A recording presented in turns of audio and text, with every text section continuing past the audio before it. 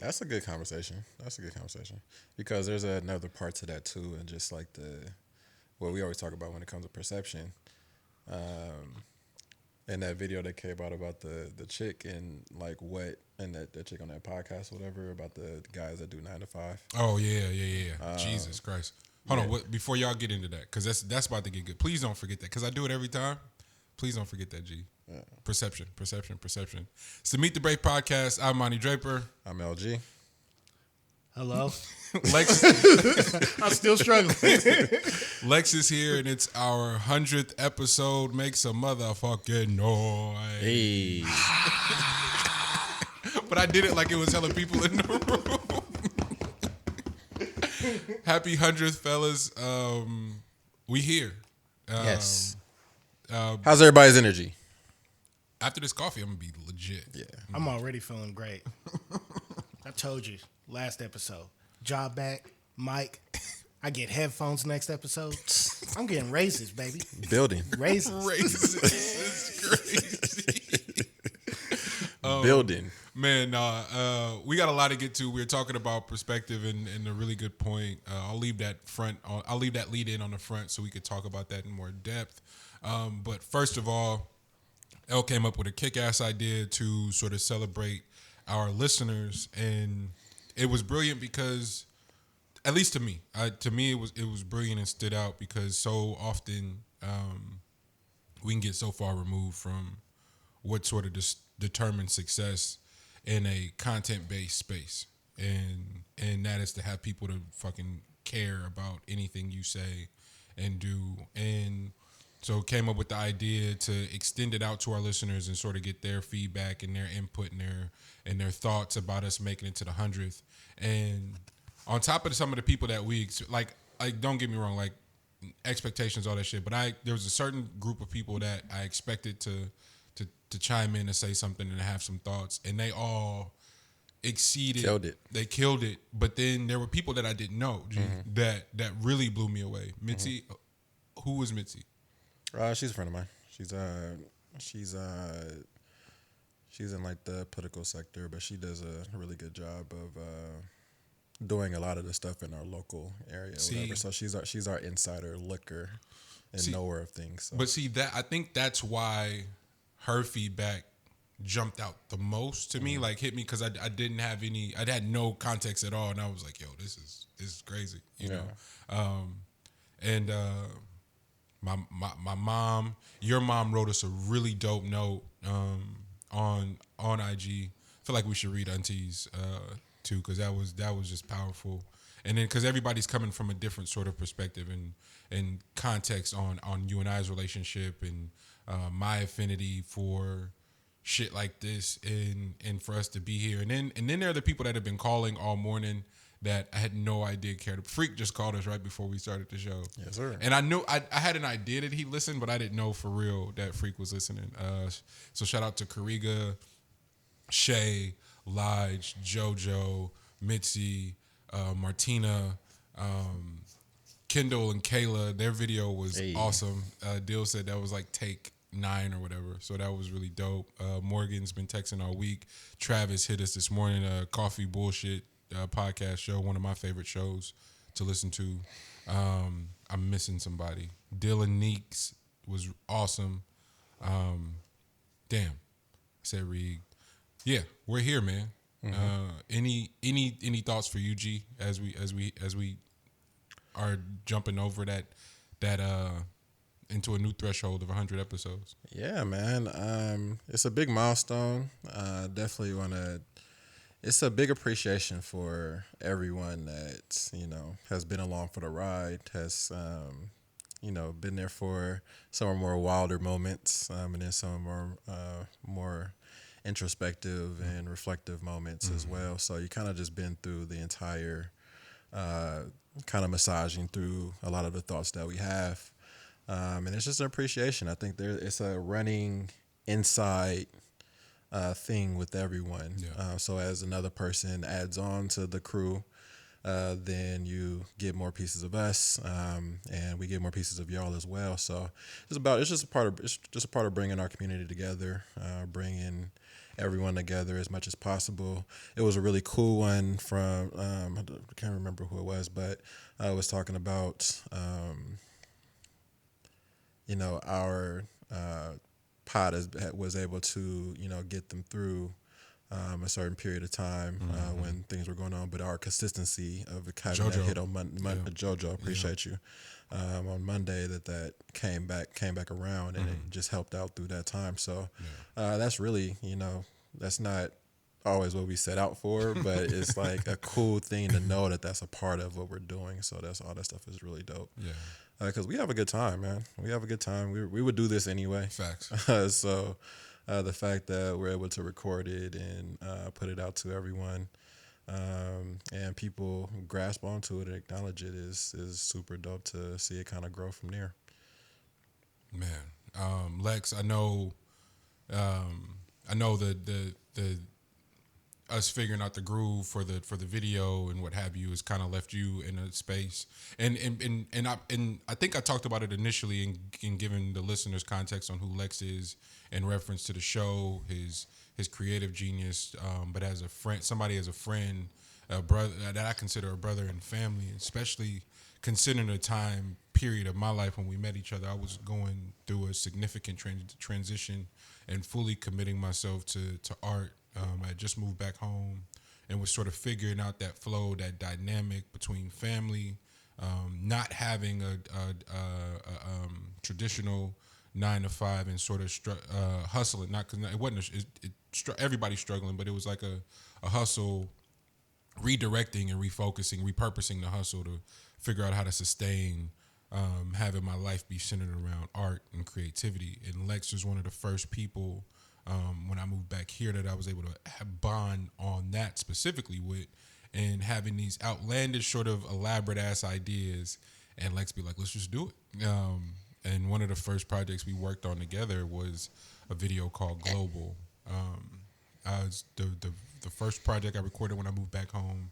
I did it with Half Black, and it means a lot. It meant a lot to me, and it still means a lot to me to this day, because it was sort of the validating stamp to the people around me that I was serious about this, right? So it didn't sell a whole bunch, it didn't stream a whole, that shit ain't even on the internet no more, but it was everybody around listening going, oh, this nigga's for real. And one of the songs that caught everybody immediately was a record called Global. And Lex, myself, we sat down and came up with this crazy treatment, and then Lex would come to Casey's barbecue and storyboard that motherfucker scene by scene, and got every single piece we needed, every assistant, every lens, the lighting, everything, and made that shit come to life with zero budget, with absolutely no money at all. And that was sort of the beginning of like, damn, bruh's special. He thinks about things on a different level. So when it came time to do the pod, he's like, yo, nigga, let me do video. And because I consume so many shows, G, whether it be Rogan, Joe, Brilliant Idiots, Tax, whatever, you name it, I'm looking at them and I'm like, yo, I know they Bill Simmons in the BS report. I'm like, yo, they got a significant budget to be at least be able to take care of the people that are doing that. Because like the editing and shit is one thing. You coming up and allocating your time every week and shit that is around it is something separate than what we do. Filming this motherfucker, lugging his equipment around and editing the shit is beyond anything I would ever ask anyone to do pro bono. And so out of sheer ego and shit, I wouldn't hit Lex about the show. I wouldn't be as organized and strategic. And Lex like, hey, just give me a time, guys. Give me time, location. I'll be there. And like, bro, I can't pay you. He's like, nigga, I didn't ask you that. And so the inconsistency with the video had nothing to do with Lex, had nothing to do with G. It was me trying to figure out how to get out of my own way and just do something because we believe in where it's going. And now we're at 100th and dialed in and making it consistent. And Lex is more gung-ho than ever, like, nigga, let's just do it. So I feel like that needed to be said in order to provide context on who you are, not just in relationship to the show, but to me. So my nigga, I fuck with you. You know, I had to make it. I had to make it macho at the end because it was getting mad mushy and shit. That was beautiful. I got the one tear like the Indian when you used to see the trash and you be standing by the recycling bin. And the one tear just streaming. But at the same time, L, you heard that. Yeah. I got fired over ego. Oh, here you go. Here, man. You know, Old wounds come right back up, man. It's back. I'm over here trying to be honest and shit. Nigga, Nah, you man. gonna throw it in my face, man? You gonna throw it in my face? Oh, nah, It wasn't long enough ago. exactly. It still hurt. It's still fresh. Lex Bub, do you have anything that you would like to say? Man, honestly, I'm a fan first. I used to listen every Monday. I used to hit Monty, like after. I used to hit L on Instagram just like, hey, you killed this segment, dog. And so me being a part of it and then being fired and then being rehired, it's like, it's a great feeling. Yeah. I'm happy to be here. I hope everybody's enjoying the videos. Yeah, and Lex is a part of the whole crew as far as like the stick-to-itiveness of it all. You know what I mean? Because, like he said, the being fired and hired, and then just moving on from there, man. You know what I mean? We just don't quit on it. So it's dope. No, it's dope. And it's all jokes and fun. That's what it is. But Them niggas mean all that shit. No, the one thing I'd absolutely... Hey, Monty said it. I didn't say it. The one thing I absolutely wanted to get across was space, and this being sort of the new frontier or the new gold rush, if you will. A lot of the ways like television and music, when something comes along and is as game changing as podcast is, and can cover such a wide range of different subgenres. So whether you need your politics fulfilled, you need your sports fulfilled, you need long form entertainment, you need short form entertainment, you in the cooking, you in the stocks, nigga. There's a podcast for everything. And we talked about it. I'm just a super fan first of shows, and to be at 100, to be a fan is what puts being at 100th episode into context. How hard that is, how many shows are working with absolutely zero budget for the first 200 episodes, for that matter. Sort of just a proof of concept, if you will, a really in-depth proof of concept, and that's what we've delivered. And so, in lieu of that, I would like to highlight and honor some of the shows that inspired me. I'm wearing my Joe Budden podcast hoodie right now on complete accident. I just looked down and was like, oh shit, but because we make fun of Joe and them so much, but the model in which that he, Rory, Maul, Parks, Rosenberg initially, Mahdi initially, that they came up with and sort of went through a similar thing of just figuring out their ebbs and flows. So salute to them. It's all fun and games. The Flip the Script podcast with Queens Flip and DJ G Money. Salute to them niggas. Tax Stone, man, a pioneer for real. Joe Rogan, a pioneer for real. Mark Maron, pioneer for real. It's the Real, Bodega Boys, Mark Maron with the WTF podcast. I did say his name, but the WTF podcast was one of the first ones. Rosenberg and Cypher Sounds with Juan Epstein. Combat Jack, God bless his soul. And the whole Loudspeakers Network. Chris Morrow and all of them. A-King, everybody over there really built something to show, especially creatives of color, how to have a voice and how to have ownership and tell stories and whatever it is. If there's something that moves you and something that you're inspired by, we now have an outlet and a means to share that with the world. If we are dedicated and are lucky enough to find a group of people that are down with you through that to see that through. So that's where I'm at right now, and don't want that to be lost on having an incredible circle. Poe isn't here, but Poe is hella instrumental in the show being here. DJ Flow, Chris Santos, my brother, thank you for showing me the ropes and the basic tools to build an infrastructure. As Miles as well. Miles and Chris alone are the reason the show exists, and just sort of holding my hand through the beginning stages. Sal, thank you, brother, for a lot of the branding early, like the from the artwork and show openings and all this little shit that just costs so much fucking money to do. And Chris and Miles with the consulting that's a firm fee immediately. Sal, branding, consulting, that's a firm fee. Lex, everything you're doing is a stupid fee. G, everything you doing, Poe. Like, so I thank all of y'all, and especially our day one and consistent only contributing sponsor, Northwest Pizza. Morgan, thank you for everything. Yes, big brother. ups to you, man. Yeah, Appreciate man. you. And we're here. So I think that was how we do. That was good. That was good. That's good. Hey, you covered it, man. Seen you. You did your thing. I see you. You saw you've done that before. I don't want because I always do it. I was like, yo, we gonna get back there. We never get back there. Can we please go back to the discussion we were having? Yeah, before? Lex need to kick it off though with the part that he started off with, because that's the only reason why I bounced to the next part. So, Do you remember what you were talking about, Lex? Oh, I was having a conversation. It was sometime last week or the week before, and I was conversating with somebody, and they didn't understand the idea of, like, if there's an older sibling and a younger sibling, and the older sibling hustles, and he sees the younger sibling is getting to that age where he's 13, 14, he need money, but moms, pops, they don't have the money to get the new Jordans and everything. So right.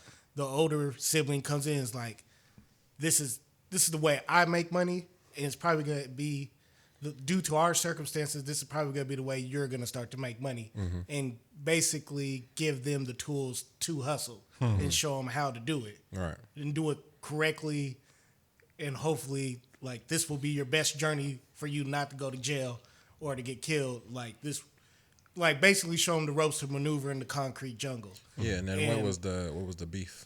The just not response understanding, yeah. was that... Yeah, misunderstanding, yeah. Yeah, the response was that, to them, that makes no sense. Like, they looked at it like the older sibling is basically telling the younger sibling... Taking them down the wrong road. Yeah, taking them down the wrong road, basically just handing them off to jail. And they didn't understand that in certain circumstances, the older siblings look at it like, I'm watching out for him. I'm showing him that, because I feel like the older sibling, the only thing they're thinking is he either going to learn it from me, or he either going to learn it from one of his partners who don't know everything that I've went through, or he going to learn it from the next nigga who going to take advantage of it. Wow. Yeah, that goes back to the topic of the of being raised by your element. That shit got raised by the environment. Yeah, that got a lot of feedback by the environment, because it's one thing to be on the outside looking in and saying that that's the wrong way to do things. I don't sign up for there being a right way for any one situation. There's multiple ways to get to whatever result you're trying to get to, and just hopefully whatever lane you end up on does not lead to your demise. But truth be told, it's you have to do something though. Yeah. And everybody's lane isn't gonna be we're gonna put you on the straight and narrow, and you're gonna go to do work 9 to 5 or whatever like that. But my alternate part to that was the perception that we talk about, and really the part that was being looked out for is knowing that you look up to me and you will end up doing that anyway, and just would rather you know from my angle as opposed to somebody else teaching you those type of ropes, and then us becoming in a way enemies with the same blood, you know what I mean? Because that's a high possibility, you know what I mean? And then also knowing that this is our element, and within our element, you are easily influenced by what the opposite sex or whatever your preference is interested in as well. So you're going to go even harder to get those things. So for a lot of people, the 9 to 5 route, we talked about it with the lady on the podcast that says she's no damn way she's gonna be messing with somebody with 9 to 5. Rather somebody be hustling, getting that quick money so they can pay it, so they can give it to her. You know what I mean? Like that. She got killed for that, but I fucked with her honesty. It's truth. It's truth. Because it's a lot of people that subscribe to that just would never say it. Mm-hmm. But she said it. She got killed for it, and you just got done saying it though. Like, who was to say her mentality is right or wrong? You know what I'm saying? Like, I get it. Universally, we go, yo. But there was a part of me that was like, I fuck with you for being that honest. Completely. I agree as well. And what I always think about in these type of situations is that I think when we have these conversations, and especially social media does not help with this, is that you're bringing a topic to the forefront with people with all these different background experiences, and they're trying to comment on it, but when it comes down to it, you are still approaching it or moving about it as if that's your philosophy as well, which is damaging. It's a lie for one to the majority, but it becomes what the popular opinion is like. So I always think about it like we have our circle of friends, right? Yeah. Everybody has their individual preferences. But there's a possibility that somebody will undermine themselves in order to go along with the rest of the group in regards to what their preference is on choices on like a woman, you would say. We don't all have the exact same philosophy when it comes to women. But in order to not be left out, you will act as if that is your philosophy as well. And it's damaging for yourself because it puts you back, you know what I mean, in your own progression when you act as if that is somebody that you're interested in. Like the lady that's talking about the 9 to 5 quick hustle shit, I wouldn't bat an eye at thinking about that being my type of person. Yeah.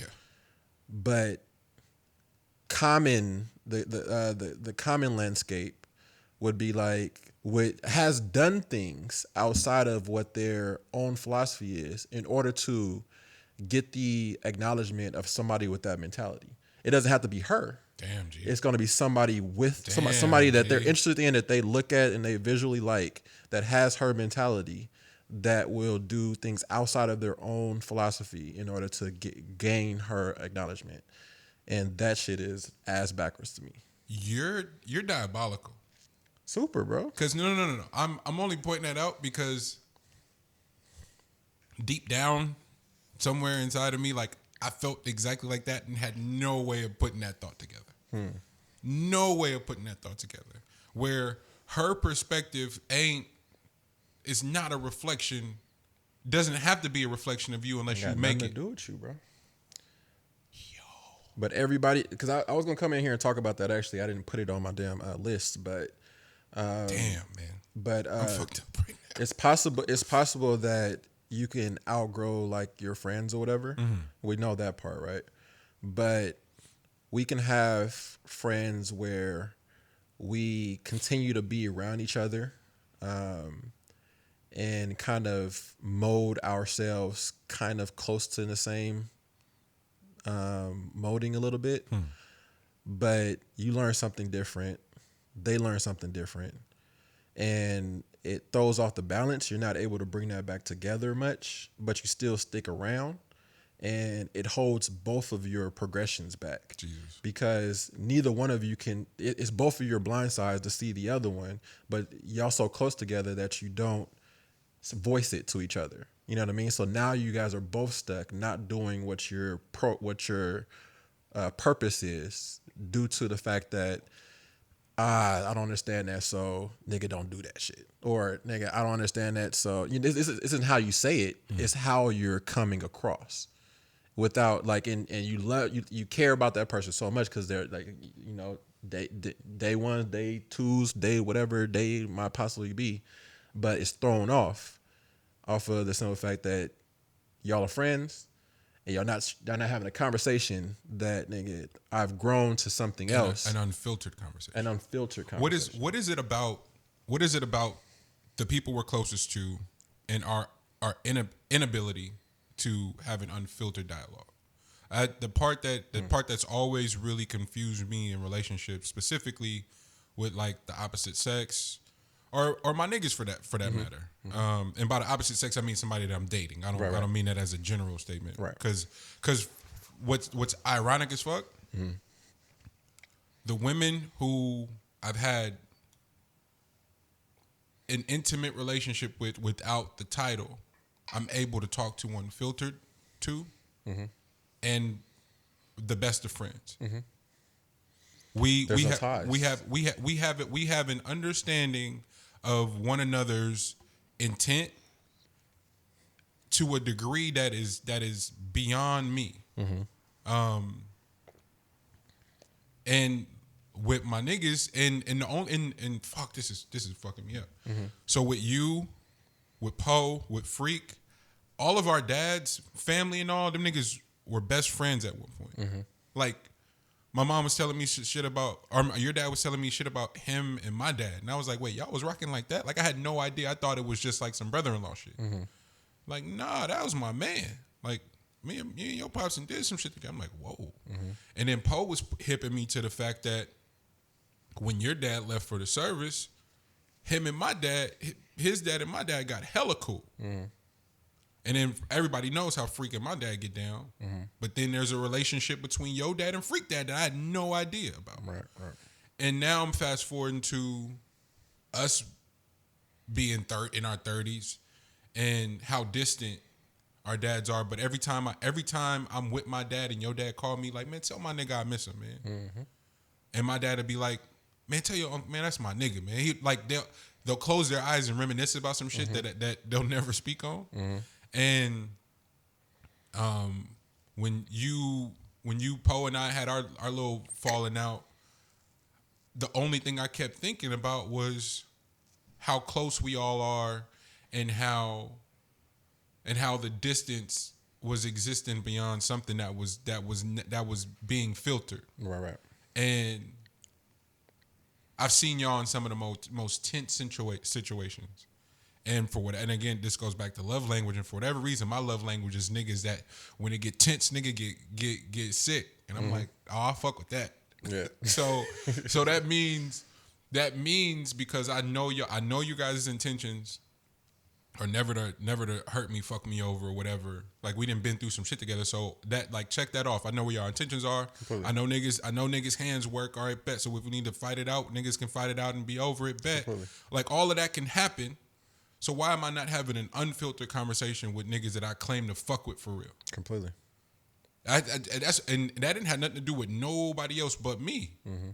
And I start looking at all of my relationships with people that matter the most and how filtered all the information, and something that was being lost in that the movie Lost in Translation made sense, because it's like the people we're closest to, nigga, we don't give a chance to have to have access to the unfiltered truth. Completely. And I'm finding myself being way more tethered to and way more attracted to people that can just be like, keep it a buck from the rip. And finding those people a lot more. Shout out to Felicia and Kariga, the Baileys. Those two people are incredible. And the dialogue that I've had, like, because I hope they don't hate me for this, but it's the truth and just what I've observed from spending time with them. There's a dynamic of where, because Reeg is who Reeg is, and Reeg don't even be going out his way to do extra shit, but Reeg is just, he just gives off that energy. Dog is just, he can't help it. And so there's a Reeg and Fee thing that people naturally do, but nigga, when you start talking to Fee, just Fee by herself, holy shit, like she's tapped into something completely different, bro. And it's like it's truly fascinating. And I've been fortunate enough to experience them separately and together. Holy shit. You know, but it's an unfiltered sort of thing where it's like it isn't gauged upon how somebody's judging me, what people gonna say. It's just this pure confidence of people moving in their truth and their faith. And that's back to the young lady on that video talking about y'all niggas don't fuck with niggas that work 9 to 5. For whatever reason it didn't land the way everybody, like I was reading the comments and how everybody felt, and then I saw what Poe said. Poe was like, show me where the lie at. And it was like, oh, that's why y'all my niggas for real. Because I watched that and it was like, I'm not. I don't see what the issue is. I didn't take it personal because I probably would never know her no way. Yeah. Like she just wouldn't come up on my, like we would probably vibe on something else. Exactly. But what are the odds? And I wouldn't do anything outside of me to then attract her. But I wouldn't have been able to say that unless you just said it just now, G. That was brilliant because it leads to a larger discussion of because you know what I'm still tight about. I was cooking last night. It's just me. Nana's gone, so just me and Teen, and it was like some late night shit. I'm the air fryer, nigga. I'm making fries and shrimp at like 10:30. Like nigga in here geeked. I know my neighbor was like, bro, this nigga's wilding. But I had a written testimony on loud. Oh shit. And for all the people that's like, oh, this nigga Jay killed Jay-Elect, last night, for whatever reason, even more so than I already thought, was like, oh, y'all just don't get it. Like, y'all fully just don't understand Jay-Elect, and he would go over y'all heads and he would miss y'all anyway. And my feelings in and around that album were reconfirmed last night just because I was like, oh, he's tapping into something completely different. And is subscribing to that whole thing of like whatever anybody has to say don't have shit to do with me. And it's a gift. It's a gift that I want for every artist, but especially the artists that I know that were going out of their way to be like, oh, this nigga Jay-Elect.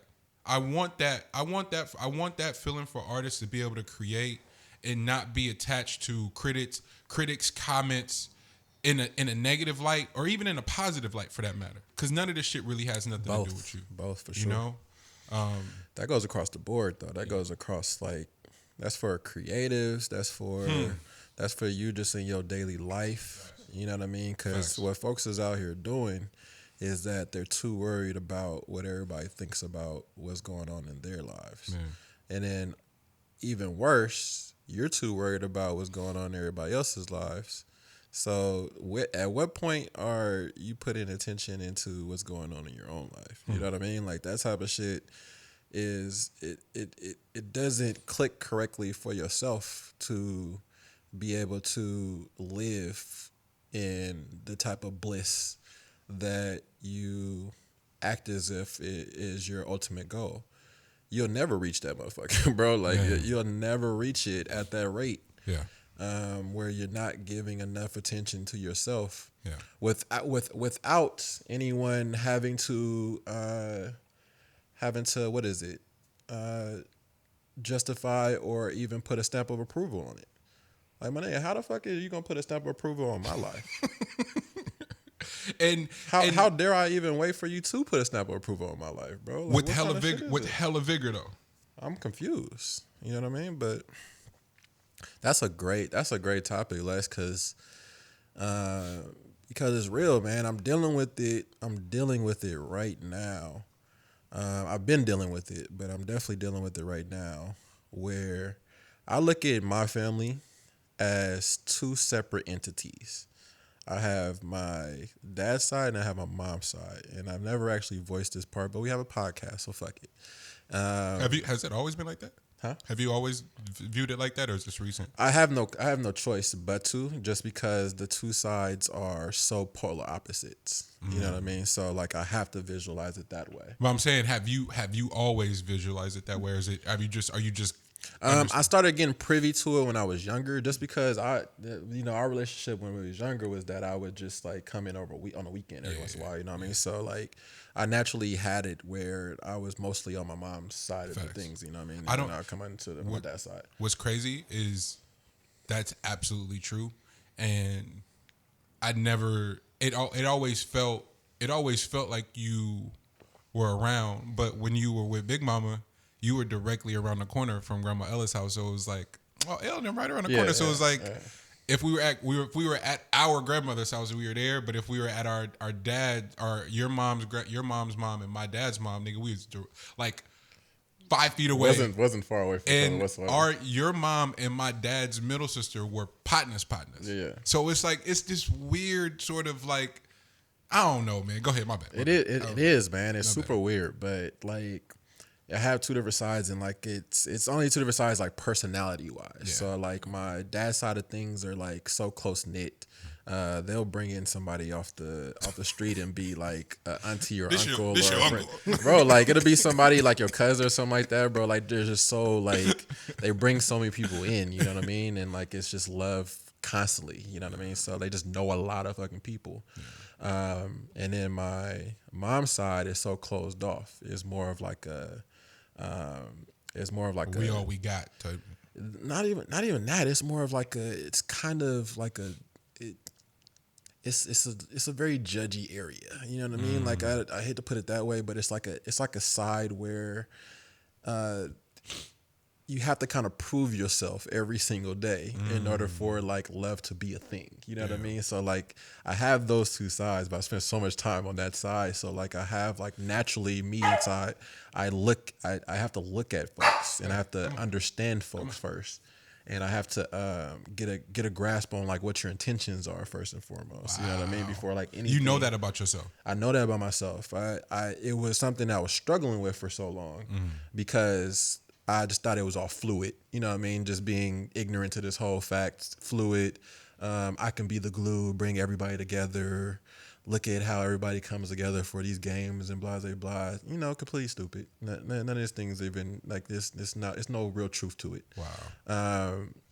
But I was said podding today, bro. Hey man, 100th man. We out He's here 100th man. How they say it on NBA Jam? He's on fire. Yo. Hey man, I'm open in the corner, bro. Come fuck with me. But real quick. Man.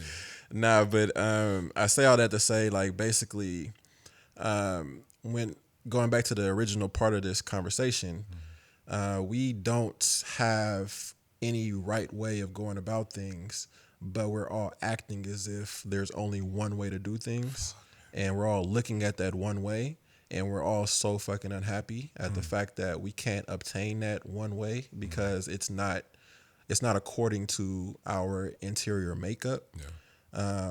That there's no real true way to get to happiness unless you're truly doing what it is that you like to do. So if that's that street shit, if that's what you know, and that's what you're privy to, and you're okay with the consequences and repercussions, then who the fuck am I as somebody that is taking a different road to be like, nigga, how dare you? How should I turn my nose up to you? Yeah. You know what I mean? Like, my nigga, you're living your truth. You know what I mean? And hopefully you live long enough to find another truth. Yeah. You know what I mean? But in the meantime, hopefully you live long enough to find another truth. Bro, you don't have just one. My nigga, your truth continuously evolves, my nigga. Hell's like showing out today. There's more. There's plenty more. We just got to stay alive long enough and hope that we don't do enough dirt that we have so much demons on our soul that we can't, come back from that shit.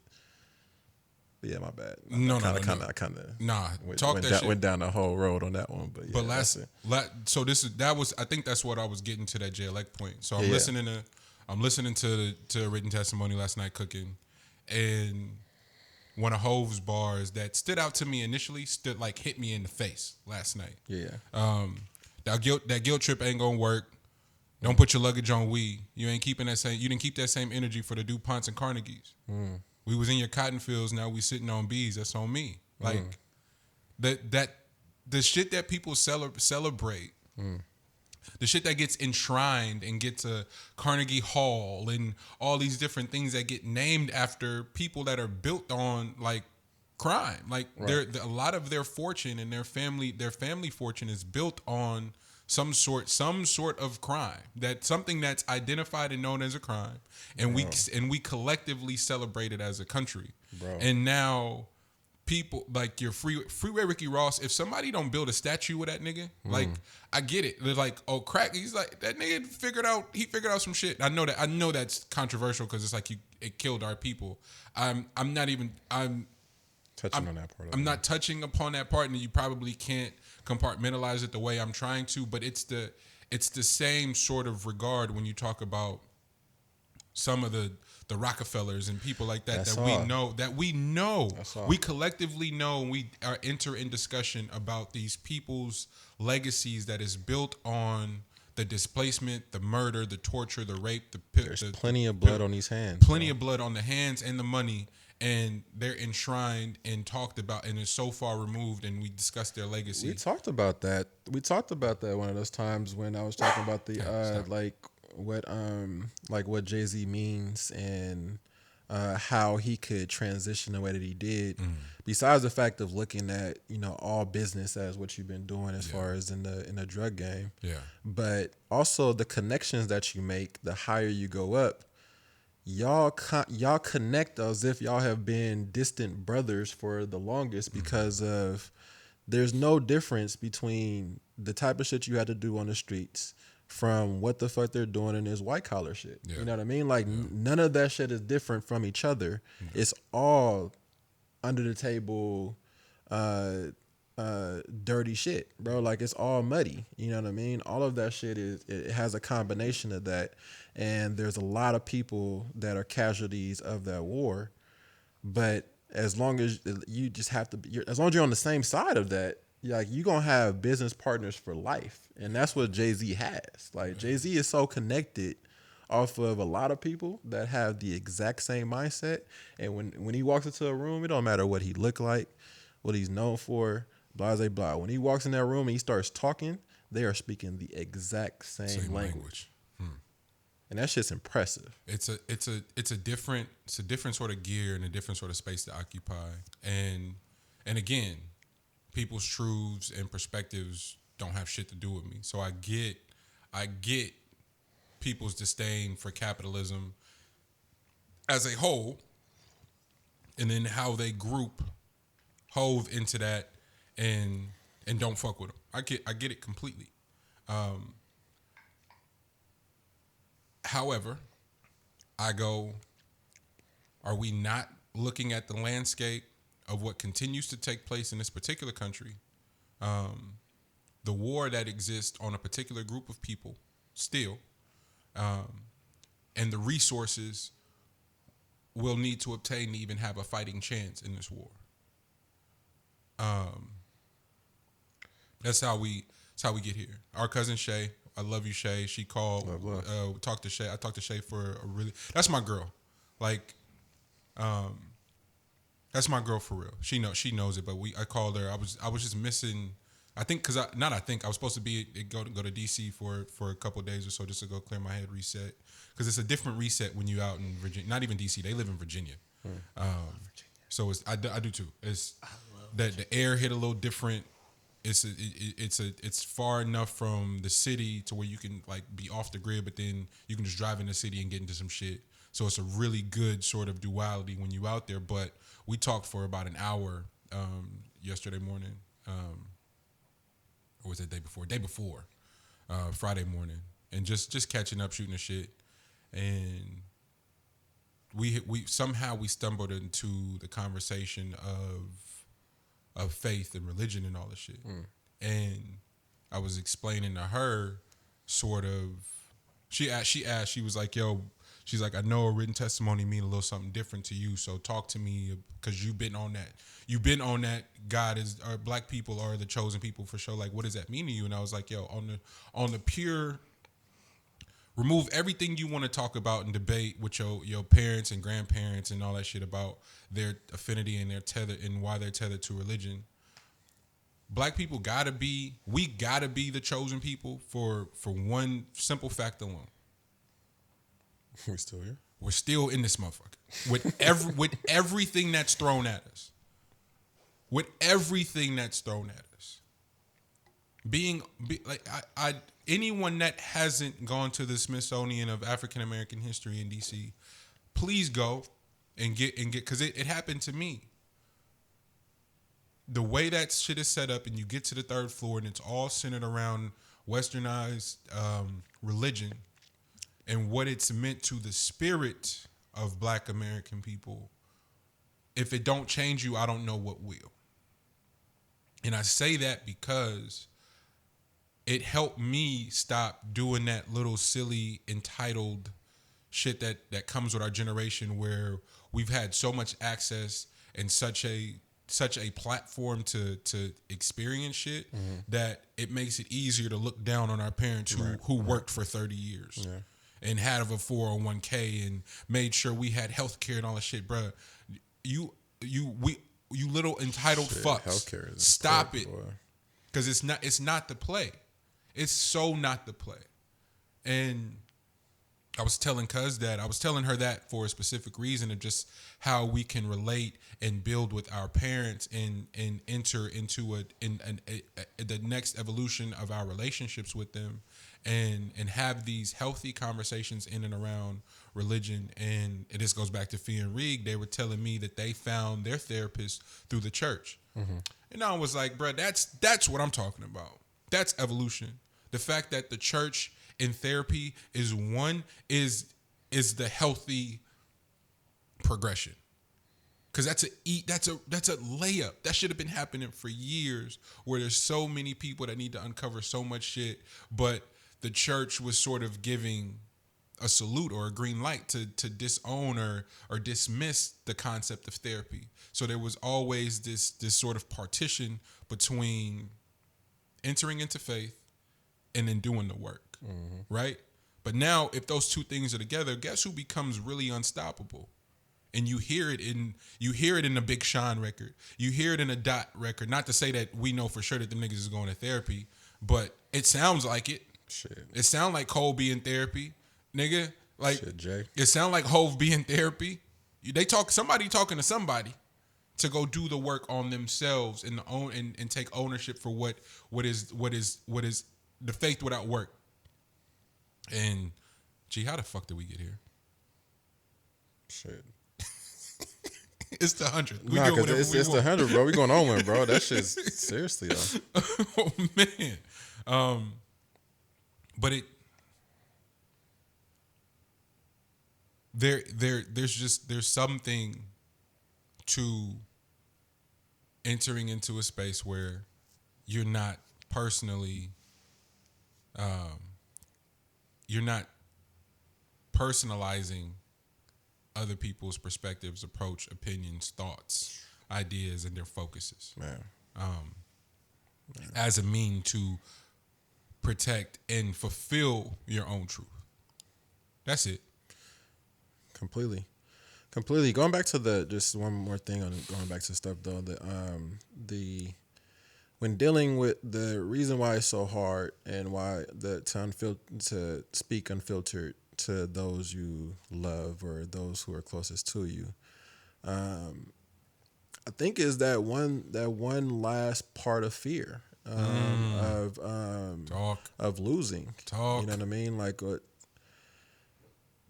the thing, like because there's so much history, because there's so much that you've been through with whoever, because y'all go and say this is unconditional love. You know what?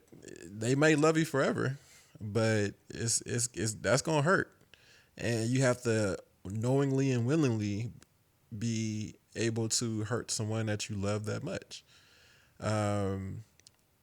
So I think instead of like figuring out the way to say it, you just don't.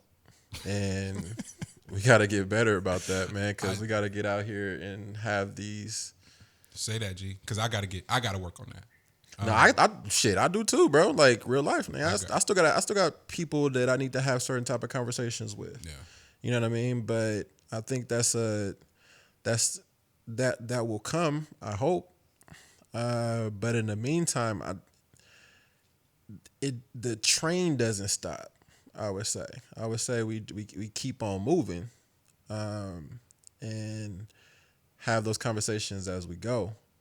Like I've gotten a lot better. I know when some of those things happen, like there were certain things that happened where it was so large and it spilled over to the forefront so much that shit, I had no choice but to be like, nigga, this is what it is. Yeah. You know what I mean?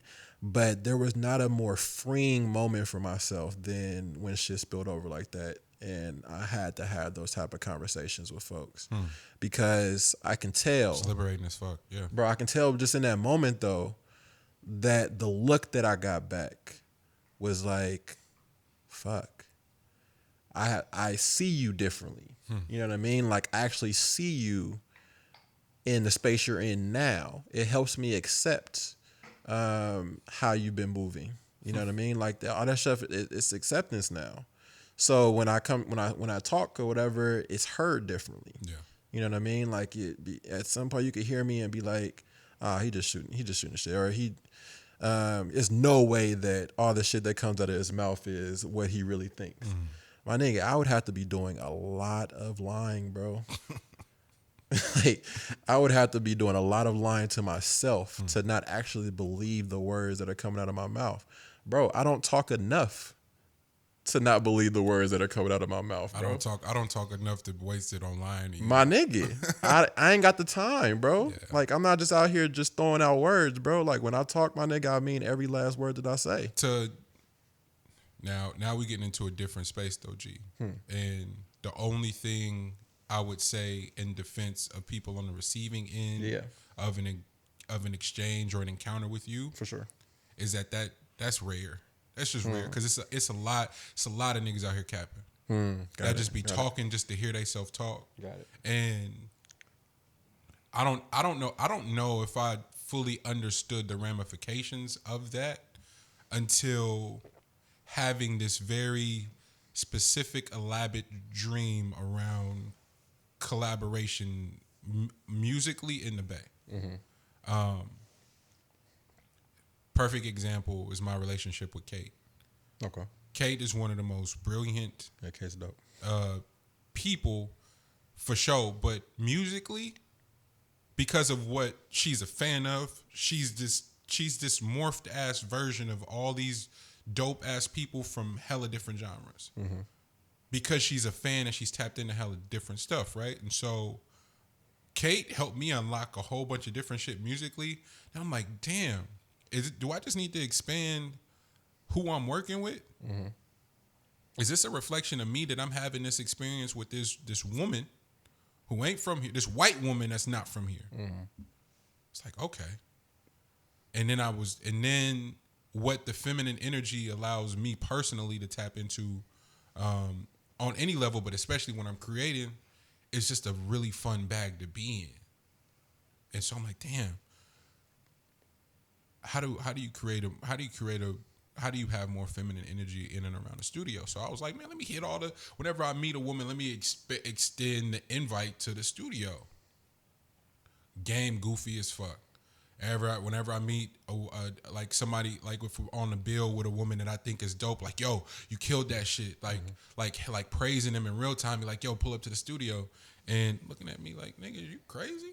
Coming in no fucking studio with you niggas, like, you out your rabbit ass mind. And I didn't peep that that's what that was for a second, and because it's like, oh damn, my mom, and then it wasn't till my mom's 50th. Well, we wanted to take her on. We just wanted to take her on one the way we would go on. So we caught a cheap flight to Denver real quick. Spent less than 24 hours in Denver. Woke up in the morning, got on the plane to fly into DC. Was in DC for a day. Got in the car and drove up to New York just on some fucking around shit. Right. And my mom was having the time of her life. I was like, Mom, you should do this all the time. She's like, Monty, do you know what we've done? I'm like, yeah, we did this, we got a B&B, we did this. She like, listen to what you saying. You specifically be taking your life on one in a way that I will never be able to do. Yeah. Like, what you mean? You just did it. She's like, Monty, you a man. Like, you went to Europe, and this shit is still so funny, and I tell it all the time, but I thought I love, my favorite thing is when I be on my fake deep shit and be trying to say shit and then get roasted. Yeah. Bruh, because it's humbling in the healthiest way. Because I don't really like that humbling shit, but I do. It is necessary. Right. I think I told this on the podcast before, but I was the year anniversary of my second trip to Amsterdam when I got a lot of work done. It's like I boarded a flight to Amsterdam with $11 in my pocket, and every family member hit me separately on the DM or text. Is like, you're a fucking idiot, nigga. You could have called me. I would have gave you a couple $100 for your pocket. Why would you ever get on a plane? I felt like it's so dumb when your tribe reminds you that you come from a tribe for real. Right. Like I'm not. My story. Sorry to ruin this for anybody. Is not that of some struggling artist that had to sleep in his car and all that dumb shit. All of the struggle for real is self-inflicted in a way that I'm so ashamed to admit today because I didn't have to go through none of it. Because the ego, the same shit that wouldn't allow me to accept your help is like, oh man, I got to do it on my. No, I personally have not had that experience, right? And so that's back to the point with my mom and that bouncing around shit and just taking your life on one and dog, like I don't know. I was going somewhere with that. And got hella sidetracked. That's real.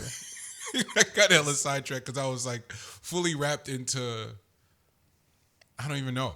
I have no idea. This episode is meaning a lot because we uncovering and talking about a whole lot we got right into the shits this episode. It's a part of the 100th part. Like, you know, when folks be celebrating and shit, like we ain't had a drip of alcohol. Yeah. Like this is just off of coffee and it being early on a Sunday. And all the love. And the love, bro. Like the love was great. So it kind of just puts you into that mode of just like, you know, having this type of conversation, which is dope. In its own, because you know, this is all stuff that I'm pretty sure when people hear it, they're gonna be like, "Damn, I wasn't alone on that." Yeah. Because I think a lot of times we do that a shit though. Like I know for myself, I am the worst when it comes to asking for help or even acknowledging that I even need help. Man. I'm like, dang it, bro, what you mean, bro? Like I'm good. You know what I mean? Like, I do that shit all the fucking time. And there's been times, I mean, I went up to school, and then, like, I was, like, you know, I was like a nomad damn near. Then, like, just out there, nigga. By that time I got to Riverside, bro, Riverside was, like, that was almost as if I was in a jail cell. Man. the contrast of Gonzaga to Riverside as far as how they take care of you. So that right there was enough to open the mind up and open up the, you know, had to get back into my bag of nigga. Nah, you from East Oakland, bro. Yeah. Like you better acknowledge, bro. Like you don't need much to figure it out. Yeah. You know what I mean? Yeah. So like that shit right there was enough where that opened up. That move right there was gonna be enough to springboard me into just being an adult.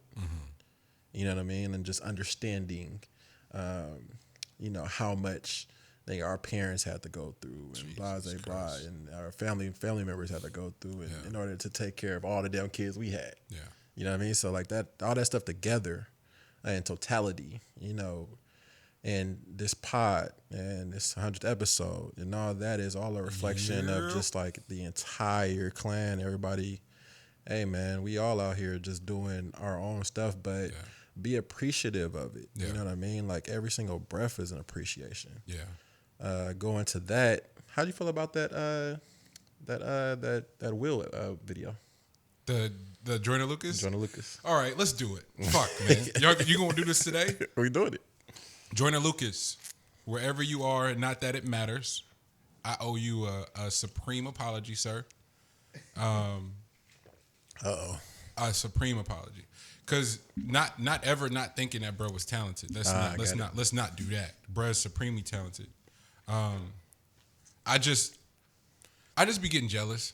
That's all it is at the end of the day. Did you see him as a gimmick at some point? Not even yes. Is Joyner Lucas on a label or is he independent? He just left his label. If I'm not mistaken, I might have that wrong, but I feel like he just left Atlanta. That would be dope. But the unfortunate part about the Joyner Lucas isn't about artists, and maybe I'm the only one that feels like this, or maybe I'm the only one willing to admit it. But niggas that be having success with brilliance be making me feel away, bro. that should be making me feel away. And I hate to even admit that out loud. Like the whole racist video. I hated on that shit so hard. And had not watched it all the way through. Had only seen the clips and the memes, but had never watched the whole thing through. Got it. And then watched the whole thing through and was like, this nigga's brilliant. And never said anything. And Push is a really big fan, and Push is my that's my nigga for real for life. And I be going out of my way just to disagree with Push sometimes, especially when it comes to niggas like Joyner Lucas, because you're like, oh man, this is just weird justifying things to hate on, bro. That fucking ADHD video is so brilliant, bro. Yes. And there's nothing to say about that. And then that just sent me down a wormhole of everything he's done. Yes. So I watch a live performance of Joyner Lucas, and he was in like Boston or somewhere. I watched that video like 10 times back to back because I was so enamored with his perfection as a live performer, with that drill shit. But to be able to drill and say something. It's all the shit that everything that M is missing for me, just because, and not because M's not tapped in or nothing like that. M's just been filthy rich for a really long time. So naturally there's a disconnect. That's not a reflection of M. That's the only part of M's story. Yeah, M's just been rich for too long. Like he's different. Like this, just to go on a little tangent on M, because M's my man. Yeah. And I'll always back him and be like, bro, y'all niggas is tripping. Yeah. But like supremely talented. Yeah. And you got to remember that he started off damn near lower than a lot of black people can even acknowledge, bro. Like, bruh came from the dirt. Yeah. You know what I mean? Like that trailer park shit is no joke as far as like how bottom of the barrel they are in a lot of those groups. But the level of attention, the fame, all that shit like that, when he did maneuver to how, you got to remember how crazy his run was. But when it got to its height, it's different than a black person on that level. Like once you're white on that level, you can't come outside no more. Yeah. So your interaction with public is always going to be something of unhealthiness. You know what I mean? Like they damn near rip off everything that you have in order just to have it. You know what I mean? Like that's how random those interactions will be. So that naturally won't be able to transition well in later on in time. So that's it. Yeah, but talent is still there. Yeah. It's just that the subject matter will not be able to. Yeah. So M you can't tap in like that. So M does that drill shit where he not wasting a bar. Just the bars aren't resonating, whether it be a generational thing, a wealth thing, whatever. There's a disconnect there where it's just impressive. It's not resonating. Joyner Lucas, however, is impressive, and he's saying some shit that's resonating with me personally that I'm just like, fuck, this nigga's dope. And that's another thing too, just uncovering, like when you get to be a fan again. That's right. You start going, oh, I just didn't listen to this person because is dope. Like it took me a week to get to a written testimony because I was like, this nigga got Hove on every song, nigga. I'm mad at that. Yeah, you know what I'm saying? It's this little shit like that. Even with Sean, but back to Joyner Lucas, that Will video, because the fact that anybody can even fix their face to hate on that. Has nobody's hated on that, have they? They have. Yeah, they have. They started already. You know. I don't. But they started already. Not Joe. Joe didn't hate on that. You know they started already. Joe didn't hate on that video. No, it's your good friend on the show. Maul? Nah, your other good friend. Rory? You love him. Parks? No, Rory? No, go back, yeah. Rory hated on it? Oh man. Well, they let them do what they do. That's why I didn't want to bring up the days. I'm here to big up Joyner in a solid, and for a lot of reasons, right? Mainly for the storytelling ability, both visually and as with his pen. But then the other element of it too, because people talk about it all the time, is like, yo, we got to give niggas their roses of the day. Everybody says it, and no one does it. So a budget to allocate time, context, a budget to give one of the legends roses in real time, I thought was a brilliant play. That part. And it brought me back to the conversation we had a few weeks ago, where the people, the men and women of color who reached that level of success, Will Smith, Beyonce, Hove, MC Hammer, all of, like they're really easy to make fun of. LeBron, Kobe, God bless his soul, MJ with the hoop, like they're really easy to make fun of because they reached a significant level of success that few people will ever know. But the one thing no one ever talks about is the doors that they open and how they expand people's thresholds and palettes for people of color to do phenomenal things. Will Smith plays the same character every time. Da da da da da da da. Nigga, I defy anyone to go, oh, I could do that and then try to do it. His 6 degrees of separation role alone put him in a different conversation for so many reasons. And I know our woke men of color to do something like that that early in their career. I know our woke men of color dismiss that shit. Oh, he's feeding into the all right, bet. Have that argument all you want to. I'm gonna lean towards something different, just for me personally, as someone who fucks with art on a whole different level. So, Joyner, I salute you and commend you for honoring a legend in real time, so fam don't have to hear about it on his deathbed or 20 years later when 50 women come out and say some crazy shit about Will Smith and we all side and just let it rock as a thing. You know, like it's just strange to me, and so I really did appreciate another black man saluting a black man in real time and giving him his props, because Hove said it, nigga. Don't tweet about me when I die, nigga. Don't do it. Nigga, don't show pictures of us in the club, my nigga. Acting like we was tighter than we was, man. Nah, salute. That ain't how this thing went, bro. But and it was It was just masterful. It was just masterful. It was the whole editing team, everybody a part of the staff that helped execute that video. Salute to y'all, because it was just brilliant. And I don't have anything bad to say about it.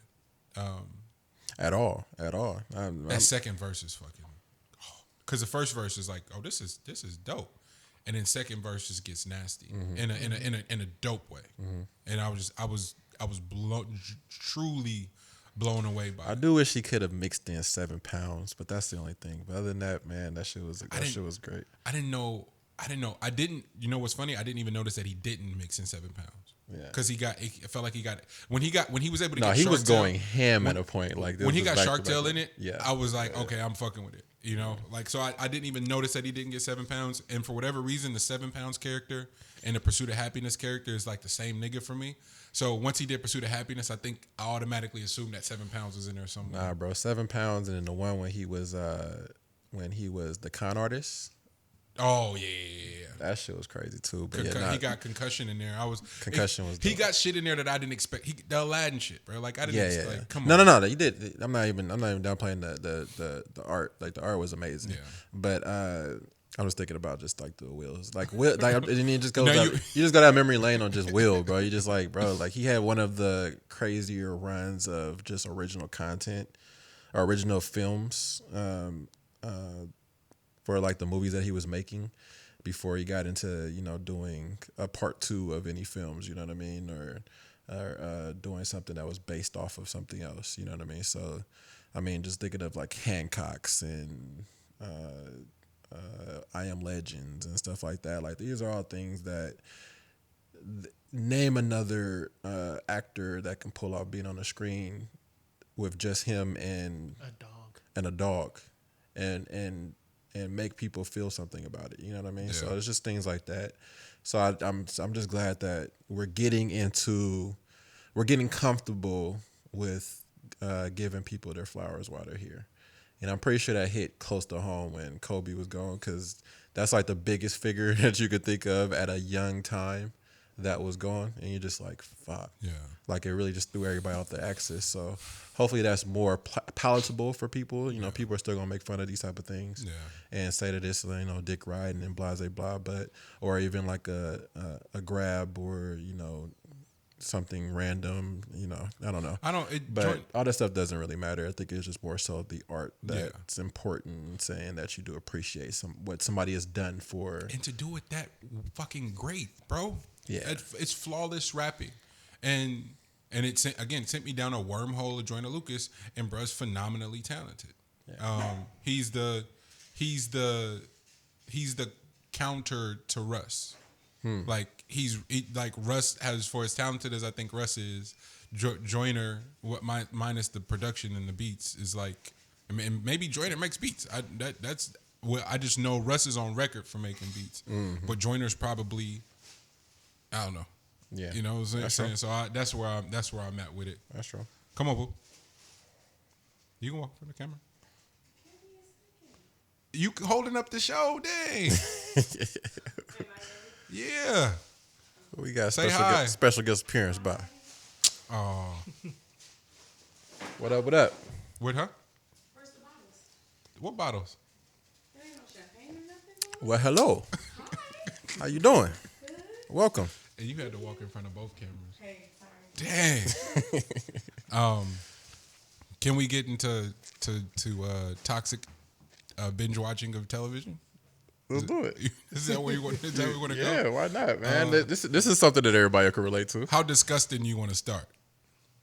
Because I sold my soul this week. Do you want to build it, or do you want to just start right there and then have to level back? Start at the All shit. right, let's do it. Tiger King. I want my life back. shit. I want my life back. Yeah. Why did I watch that stupid shit? And loved it though. Like, I'm calling it stupid, but I loved every second of what I watched. Guilty pleasure? This is beyond a guilty pleasure. Nah, it Like, ain't right. it's You watch not. that and you feel like I feel shouldn't dirty. I shouldn't be watching this. And I couldn't turn it off. Still glued, huh? Did you watch it? I haven't seen it. You don't need to. You ain't missing. I don't plan on it. You literally could watch like a YouTube highlight, because there's a YouTube highlight reel of the Tiger King series. You could watch. How long that. is it? It's 6 episodes. 5, 6 episodes? Yeah, 5-6 episodes at an hour. They're long clip. though? Oh, okay. An hour clip. Okay. Yeah. I can't get that back, and I watched all of it. I made 2 of us. Don't feel ashamed. I did too.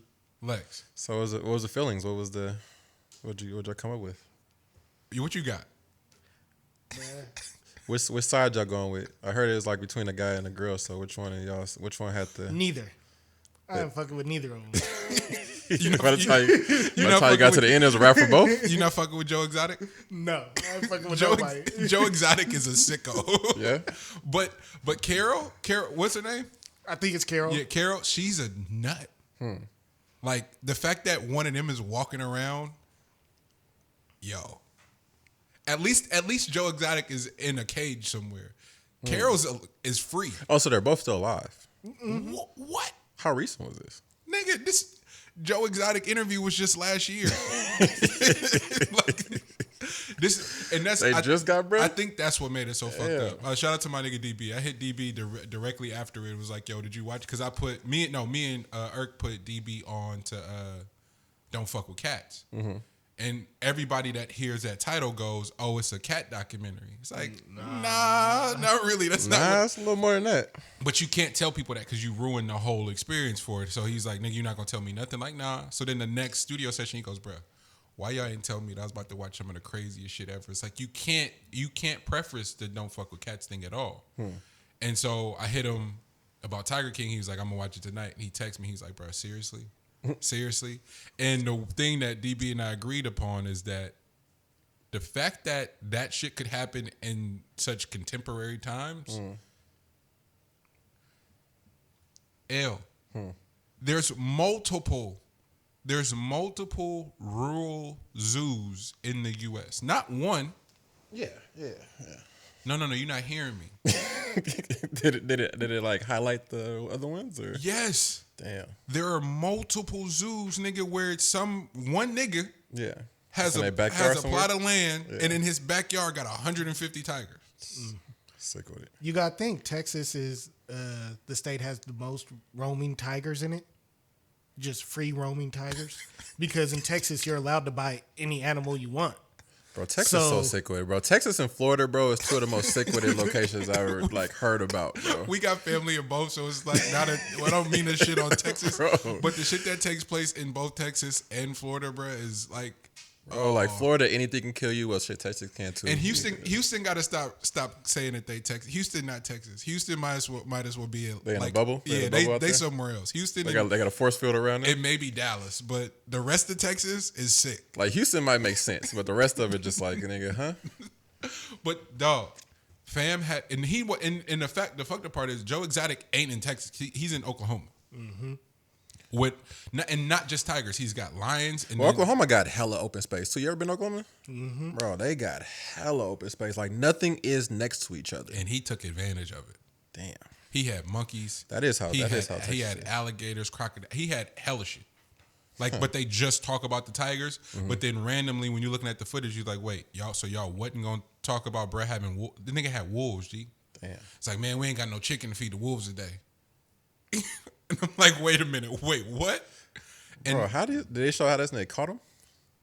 Gee, okay. See now I'm gonna convince you to watch it because you asking. No, this is how I get my information, bro. I'm not about to watch it, bro. Like, you gotta watch it. I need because people are like they have like the excitement about it, so then I can just ask y'all about it and get my visual. I'm shutting down. Then I'm gonna be a fault because if you gonna ask if the fact that you asked me that if they caught Brad means you need to watch it. Because how they catch him don't have shit to do with the Tigers at all. And you would think it did. It don't. They don't have shit to do with the Tigers. Just the way you looking at us, it looks like you could go home like and just. Because you maybe don't know if the I just Tiger watch King. the first 15 of each episode. I'm not doing it, bro. I'm good. Right. That's one of those that I'm gonna pass on. But Okay. I'll take everybody's word for it, and yeah, y'all can fill me in if you whatever y'all want to fill me in. Okay, But yeah. so if we're moving off the Tiger King, let's get to something we could all collectively agree upon. Ozark, did you make it through yet? No, I'll just The tell. shit I'll, just came out, by the way. I'll just tell Lex that I went back. I have to watch season 1, so I'm back on like season 1, episode like 3. Why did you have to? You hadn't watched it at all. Or you just wanted to get No, I refreshed? think I got through the first 7 episodes. I don't know how many episodes in a season, but I think in 10, the first 10 in season, each one, okay, in the yeah. first season, I think I only got through the 7th one when they were when they were laundering money through the strip club, like or whatever damn. episode it is. So like, yeah, I'm super far back, so I need to still get through the rest of Ozark. So yeah, how y'all feel about season 3? Did you made it through, Lex? I haven't even started yet. Oh, fuck. Yeah. Who am I doing a show with? Why Bro, are y'all even here? I still work, so I ain't had time. You do it. You are at work. And I ain't gonna lie, I wanted to finish Westworld season 2 because I was like, before. So you can get. I got you. So, but Well, then see, that's where my fault is. I'm hella far behind on Westworld. yeah. Yeah. So for me, but I did watch season 1 and season 2 of Ozark like a month ago because I was like, "Ooh, it comes out next month. Let me." You were getting refreshed. Yeah. So Yeah, where I'm does getting where does refreshed. Ozark rank? Yeah, that's all good, Lex. I'm getting refreshed. So I'm getting refreshed on Ozark. I'm going back to. So where season does 1 episode. Ozark land for y'all shows? Oh, that's top 5 for me. Is it same? Jason Bateman is amazing Yeah. on there. Jason Bateman is phenomenal. However, Like how he was maneuvering through the very first episode is how everybody got on Ozark. yeah. No, seriously, that first Like if the first episode didn't go the way that went, nobody would really be on Ozark like that because it moves a little different. Ozark's pilot is one of the better pilots For sure, that for exists. sure. Because it ain't one of them ones that's slow where you like get to Nah, no they get to the they get to the shits. shit immediately. But Ozark in season 2 has a weird sort of lull of storytelling that ramps up at the end. Season 3, Ramp it back up. they take full advantage of the fact that they have a cult following and they fuck with you. And they set you up for some shit. It's like, I don't know. What'd you say, babe? What? It just dragged on. It's too much talking. And the third one What did you say? It was a soap opera. It's full soap opera bag. in season 3. Yeah. Okay. Full soap opera bag, but the last 3.5 episodes make it all worth it. Not like Narco season 2. Okay. Remember how they get in the full storytelling bag, but it's only because they got the cult of season 1. I'm not gonna ask a question. I'm just gonna watch it. Yeah, I can't ask no question on Ozark. So Nah, just watch it. Ozark, they bodied that shit. Self-made. The Madam C.J. Walker story. How did y'all watch that shit? No. Where's that at? Oh, that's Netflix. I Where's probably Octavia suck right Spencer? now on binge watching information. No, you just smart. You probably reading, working out. I'm in here on straight bullshit. Like I got obligations and meetings that take place every so often. I took a whole meeting to make breakfast at the same time yesterday, so I'm fully on bullshit. Oh, that's the win. Yeah, I'm on big bullshit. No, that's being creative. You made breakfast Nah, that's some nigga shit.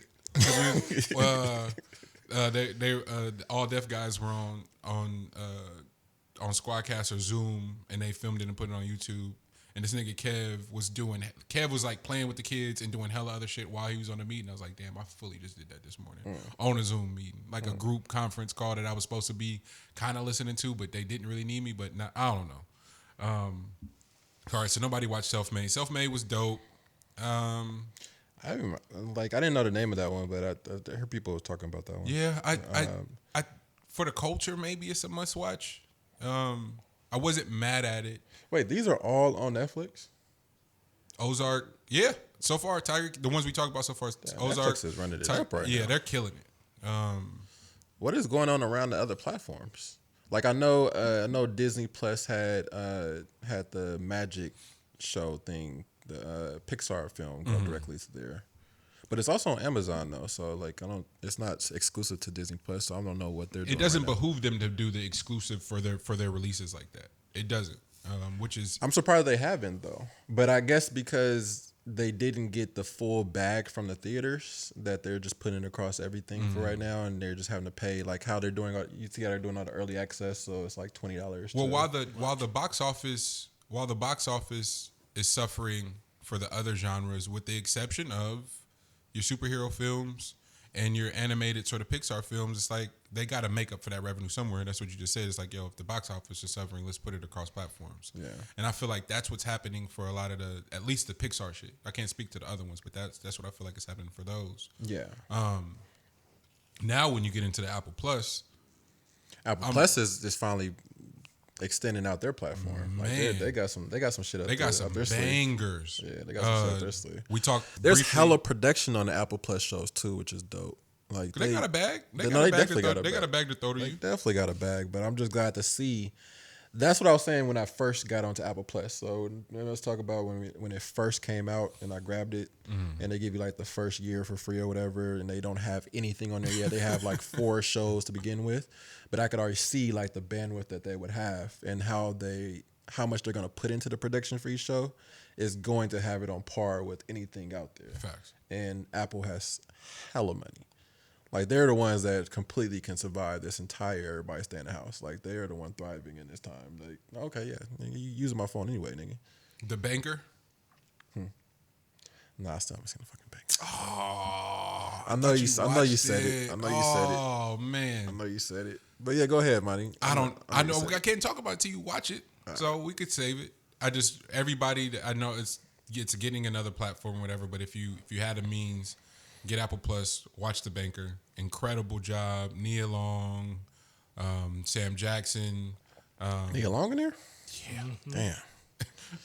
Don't I got a lifelong crush with Nia Long. Both man. of y'all can relax. No, I Both of y'all got can a relax. lifelong crush with Nia Long. Both of y'all man. gotta relax.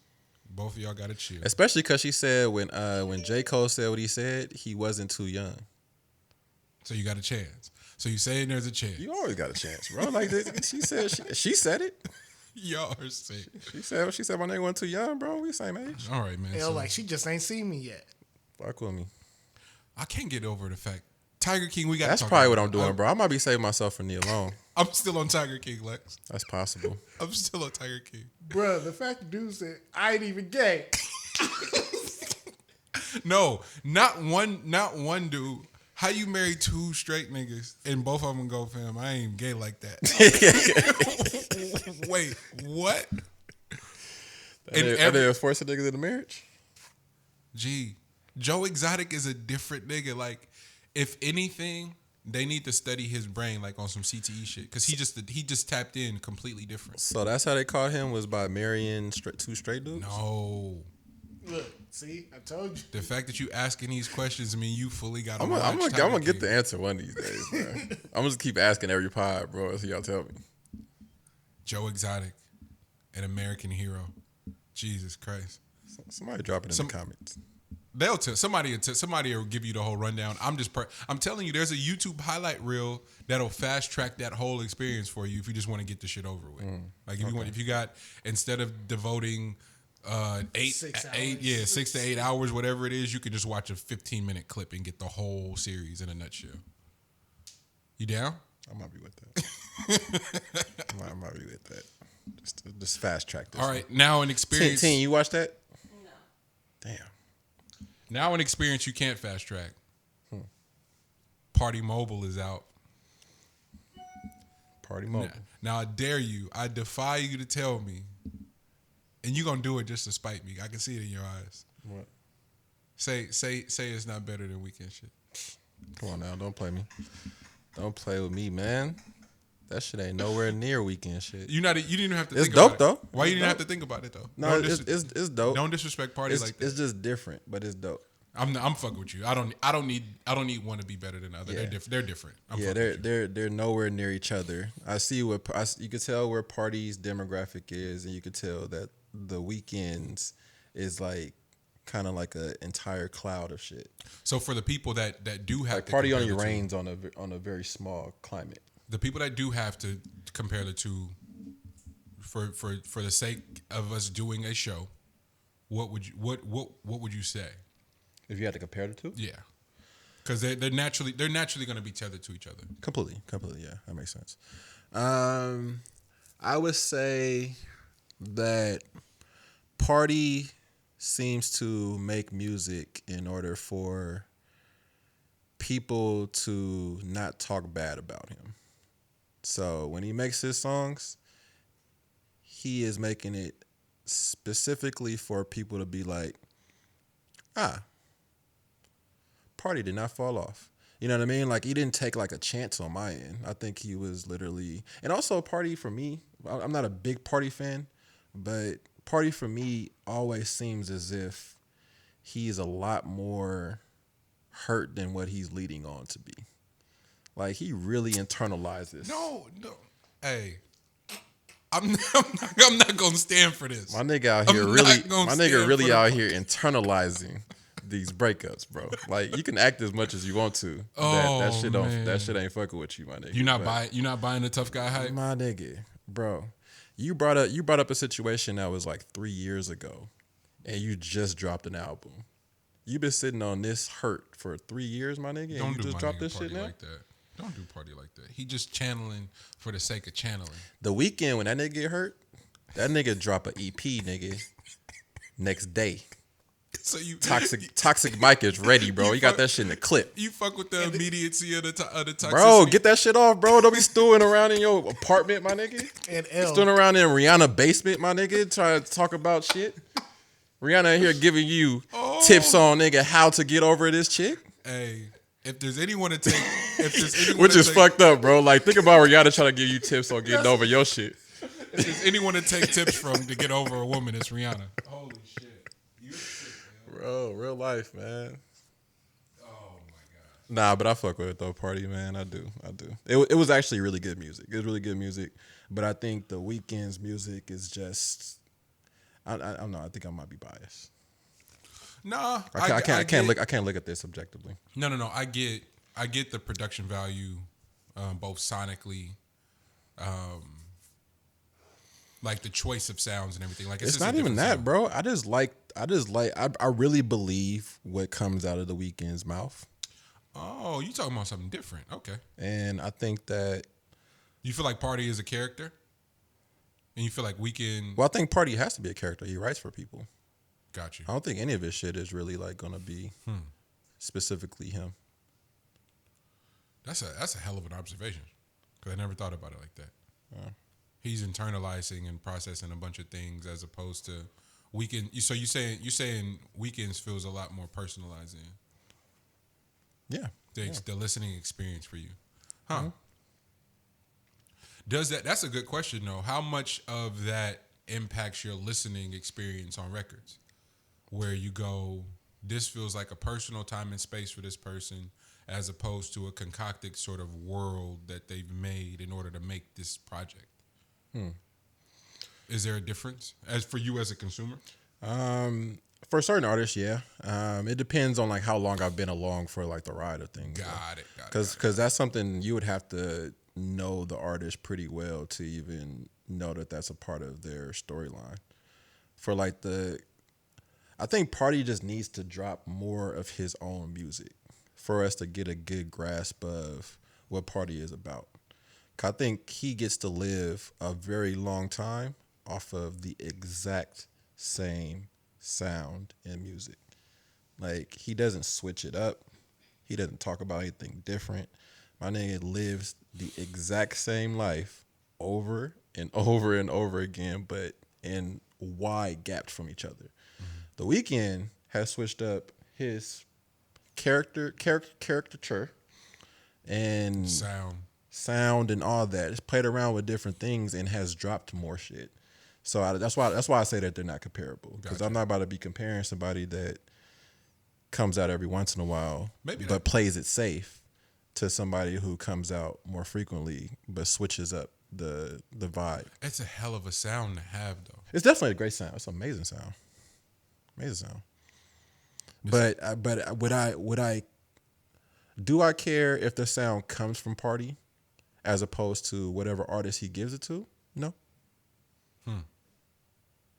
It don't have to come from Party. It can come from, he can give that shit to Rihanna and I would have vibed with that shit like crazy. If he'd have gave Rihanna the anthem song, it resonates different for you? I'd have been like, what the fuck? This shit is crazy. So stop there. That feels like the dilemma that Party runs into. Is that the success of Drake, the success of Rihanna, the shit that he's giving Ye, and that's just we ain't even got down halfway of the list of the people he's given hits to. Oh no, you get me. Yeah. There's always this thing of consider the messenger. Yeah, that's what the Dream had to deal with for a while, didn't he? And so I put Dream and Party, and not quite yet, but Party's getting close to where you're a machine. Yeah. Like you're able to do something very specific that a lot of people can't do and are exceptional at it. But to me, Dream don't have a bad album. No, not at all. To me, Party doesn't have a bad album at all. It's just the mass consumer receives their shit different from other people and goes, yo, man, this new Beyonce record jamming. Dream wrote that shit. So it's like what a fucking dilemma to have. Where it's like people will fuck with your shit way more from other people than from you. It just puts you in this weird sort of space. Jay Ant, my nigga, finally resurfaced online this week. I think, and he hasn't said it personally, but he's kind of alluded to it around in conversation. It's like the what's the word? The autonomy you get from writing somebody else a hit and being able to just go walk downtown LA and people walk right past you. I think it's a different sort of thing.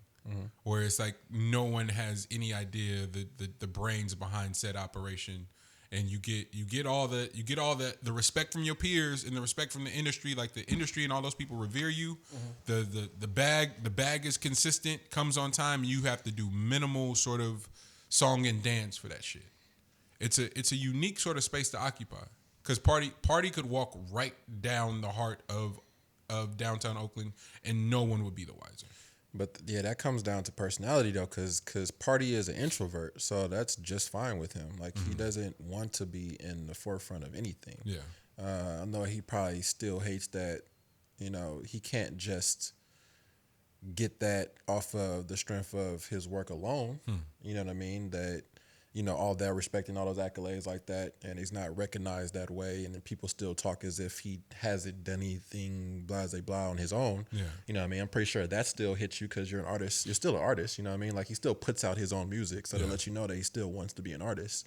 But that was also Weeknd's dilemma when he was around that group, was that, nigga, you're not, nigga, I can do this on my own. You know what I mean? Like I don't need the collective. I don't need to be writing Frank best Frank shit. was in that same spot for Exactly. a really long time So too. like certain I people forgot are about just that way. You know what I mean? Like it just kind of comes down to the person.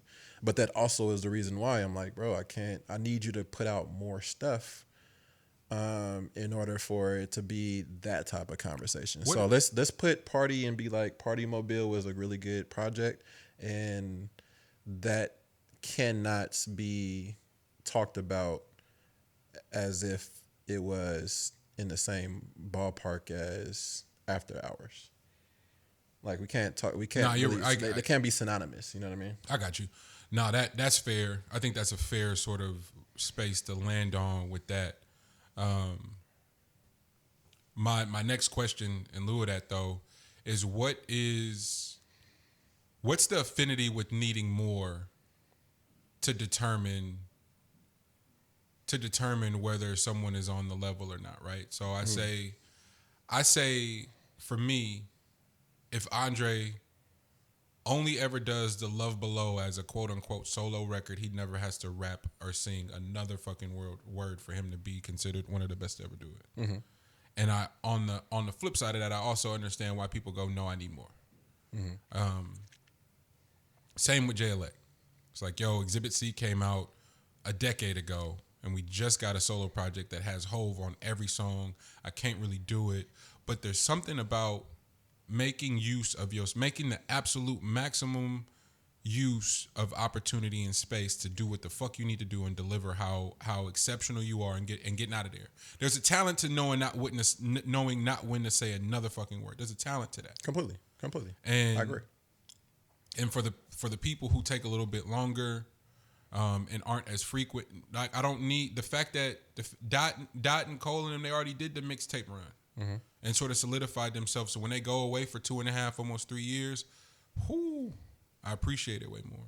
And I'm not putting Party in that space. And Dot and Cole specifically have already cemented themselves as great.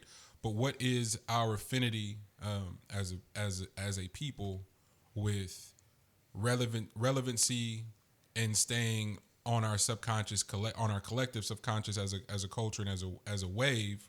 What's the difference? What's the currency in that versus going away, living life, being with your family and shit, and then coming back and having something to say for real? Yeah.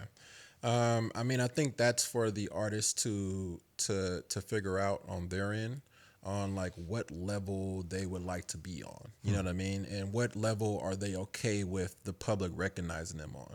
Because just with what you said, that has zero to do with anything the artist has on their side. The best thing that the artist can do is make the best possible work that they can possibly make and then put it out to the public, and the public makes that decision for them.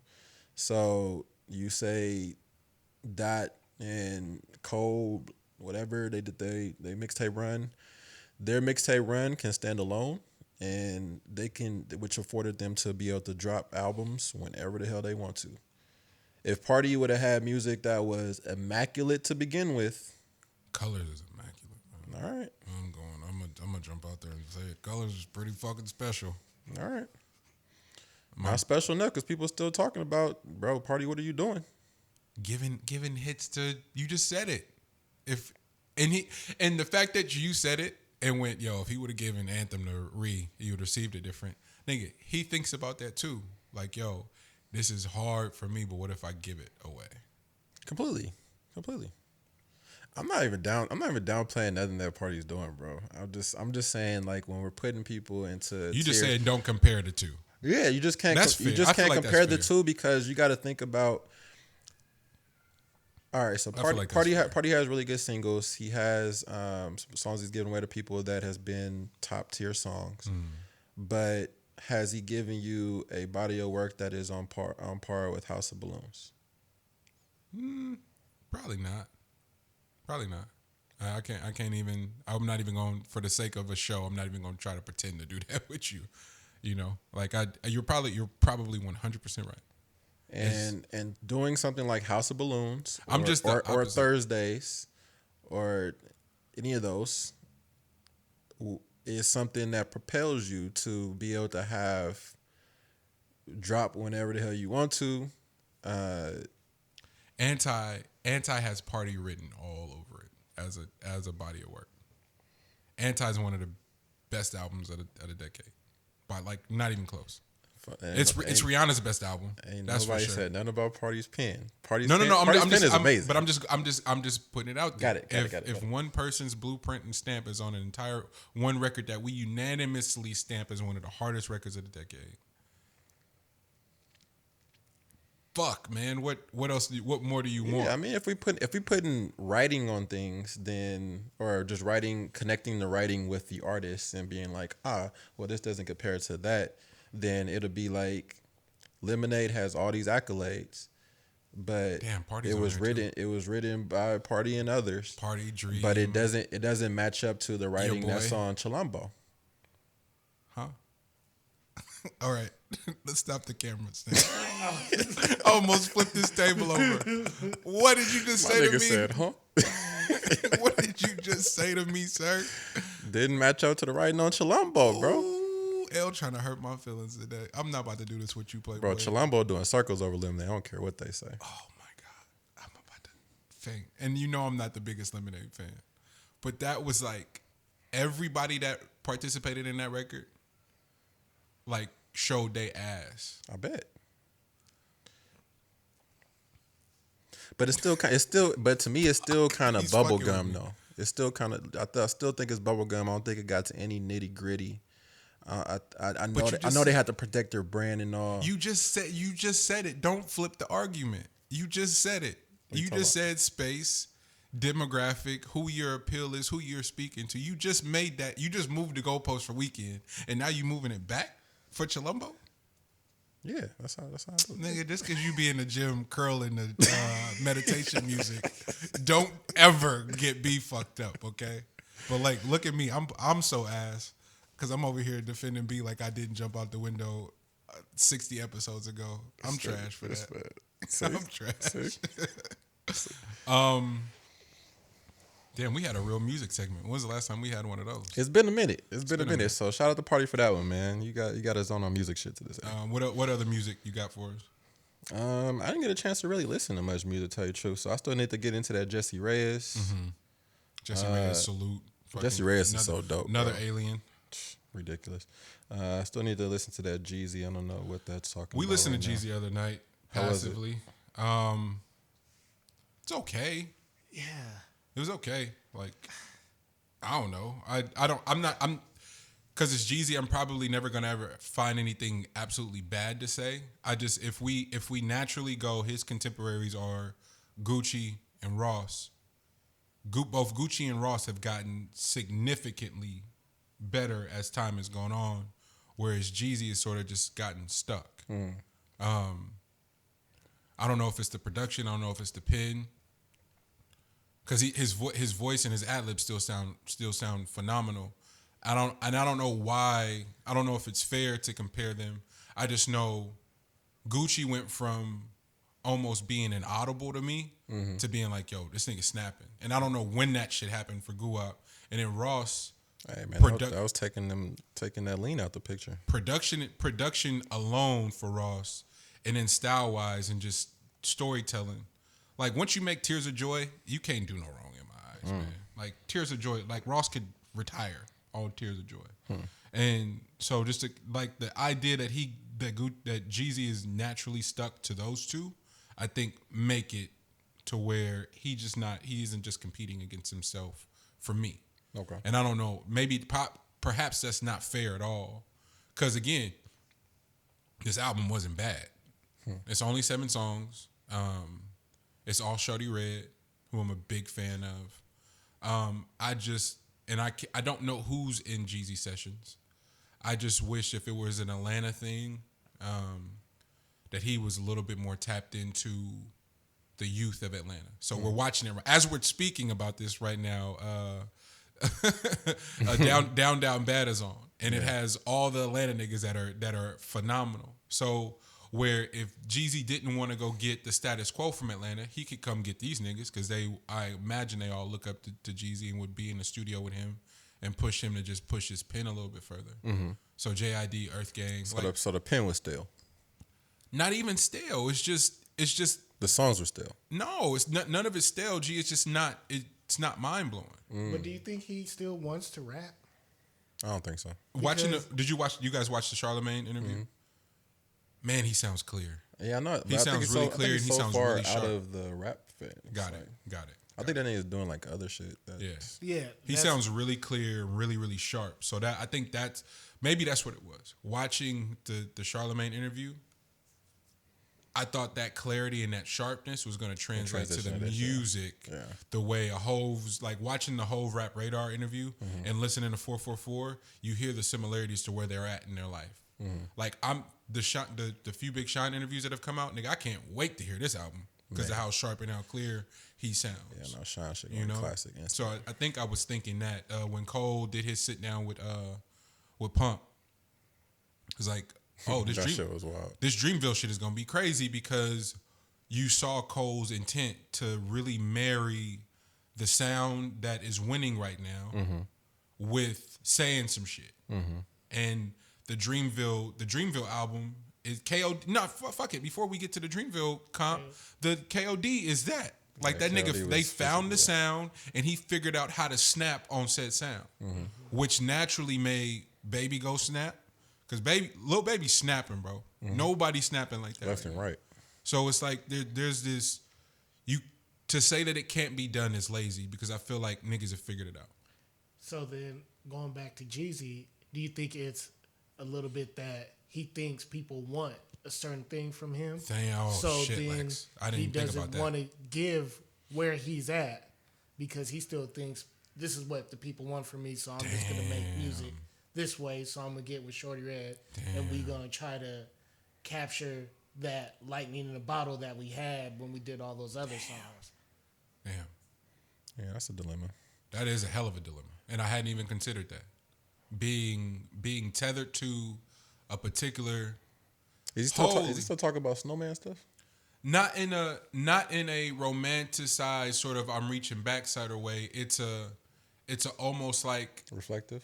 It's not. If it were reflective, it would be received it'll be the different. next but stage, yeah, it's not even reflective. It's still like I'm trying to capture that, and there should be an evolution or a next step to that. Like, nigga, where are you at? I need to know where you're at now. And that was what was meant. But you just said. I think you just said it though. And I just got something else for you. Remember when he did Church Off in the Streets, that album? Yeah. And then people killed him for it because they said he went Too too far. far. Got it. And so then he just scaled all the way back. And I don't think he ever found that medium to where he could connect like Church Off in them Streets with like the Recession and him. Because, you know, some people say Recession's one of his best albums because he found a way to connect everything The together. dots. Yeah. And for me, in the diversity production wise on Recession is kind of what I was hoping he would stay to. But this is kind of scary because this loops back to how this conversation started in terms of like perception. Yeah. Wow. Holy moly. 100th episode. 100th I'm just episode. hey, keep it lit, man. You heard it first here. Do we? How we want to wrap, fellas? Because we just went on a whole music deep dive. You got more? I'm. You see where I'm at. I take these socks off. It's a wrap. You start rubbing toes together. It's ugly, man. Rub them feet together, nigga. I'm Rub going to sleep. Boy. But do you ever think about like us becoming OGs, right? Like getting older, right? And looking back and being able to have the stories of we finally got a story. Like we finally got the time we all survived the corona. It's something like I hadn't thought about it like that, but I was thinking we hadn't had a thing. Yeah, like we haven't had like that specific thing. It'd be like, it was a big enough situation because, you know, there was never like a time where like, well, at least in our lifetime that we had to all stay in the house. But whether it becomes more dramatic or not, we can definitely put the sauce on it now because there's been enough time of being stuck in the house that You know, I was in the house for 6 months, Bro. That's for sure how my You know, story like, you know goes. how the grandparents used to be like, they used to walk in the snow 15 With miles, no no shoes shoes. on, all that shit like that, bro. Had This to is our barrel moment. through it like rabbits. Nigga, you lived in Texas. My story for sure about to have sauce on it, fam. I've been in the house, grew an afro. Now, Afro Money, these Afro niggas Money, are bro. crazy. So we're in the group chat, and they started early one morning, and I just missed it, and so double back like the afternoon, like, hey, my bad, fellas. Like, nah, it's all good, Money. We know you locked in. This nigga Pogo's. Money probably got a fro now. And then they're cooking like Marvin, and El goes, Afro Money is crazy. And then they go, yeah, that nigga in there snapping on Team Maki and Nana like, told you not to come in here.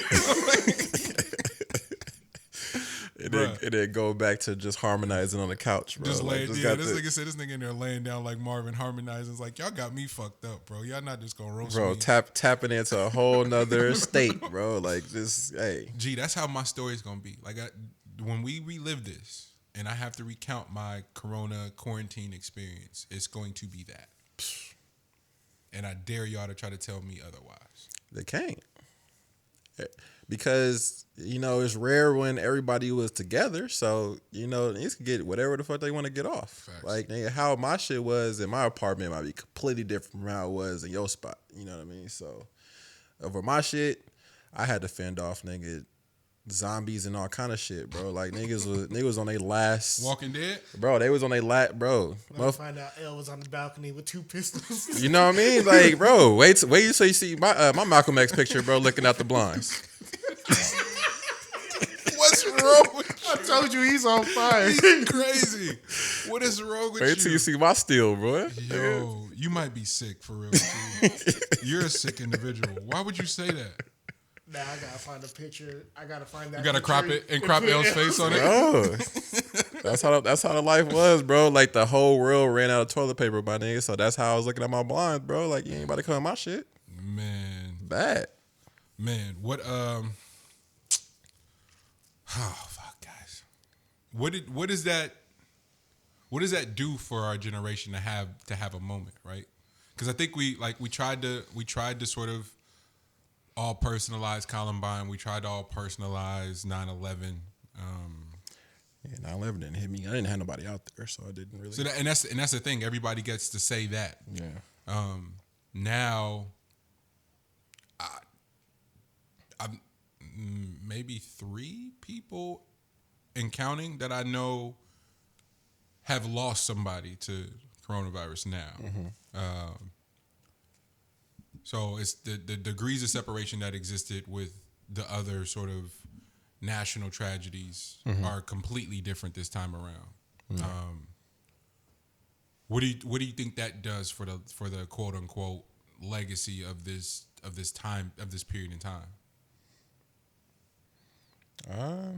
I mean, if it equates or if it lines up to snap us into some level of a depression. Oh no, we're there. We're there. I know, but like, we're talking about, I don't know, because we was on such a wave as a country of lies, like where nothing was really seeming like how it was actually What it actually was. Yeah, because if you think about it, at least in like the rental market, Complete lies.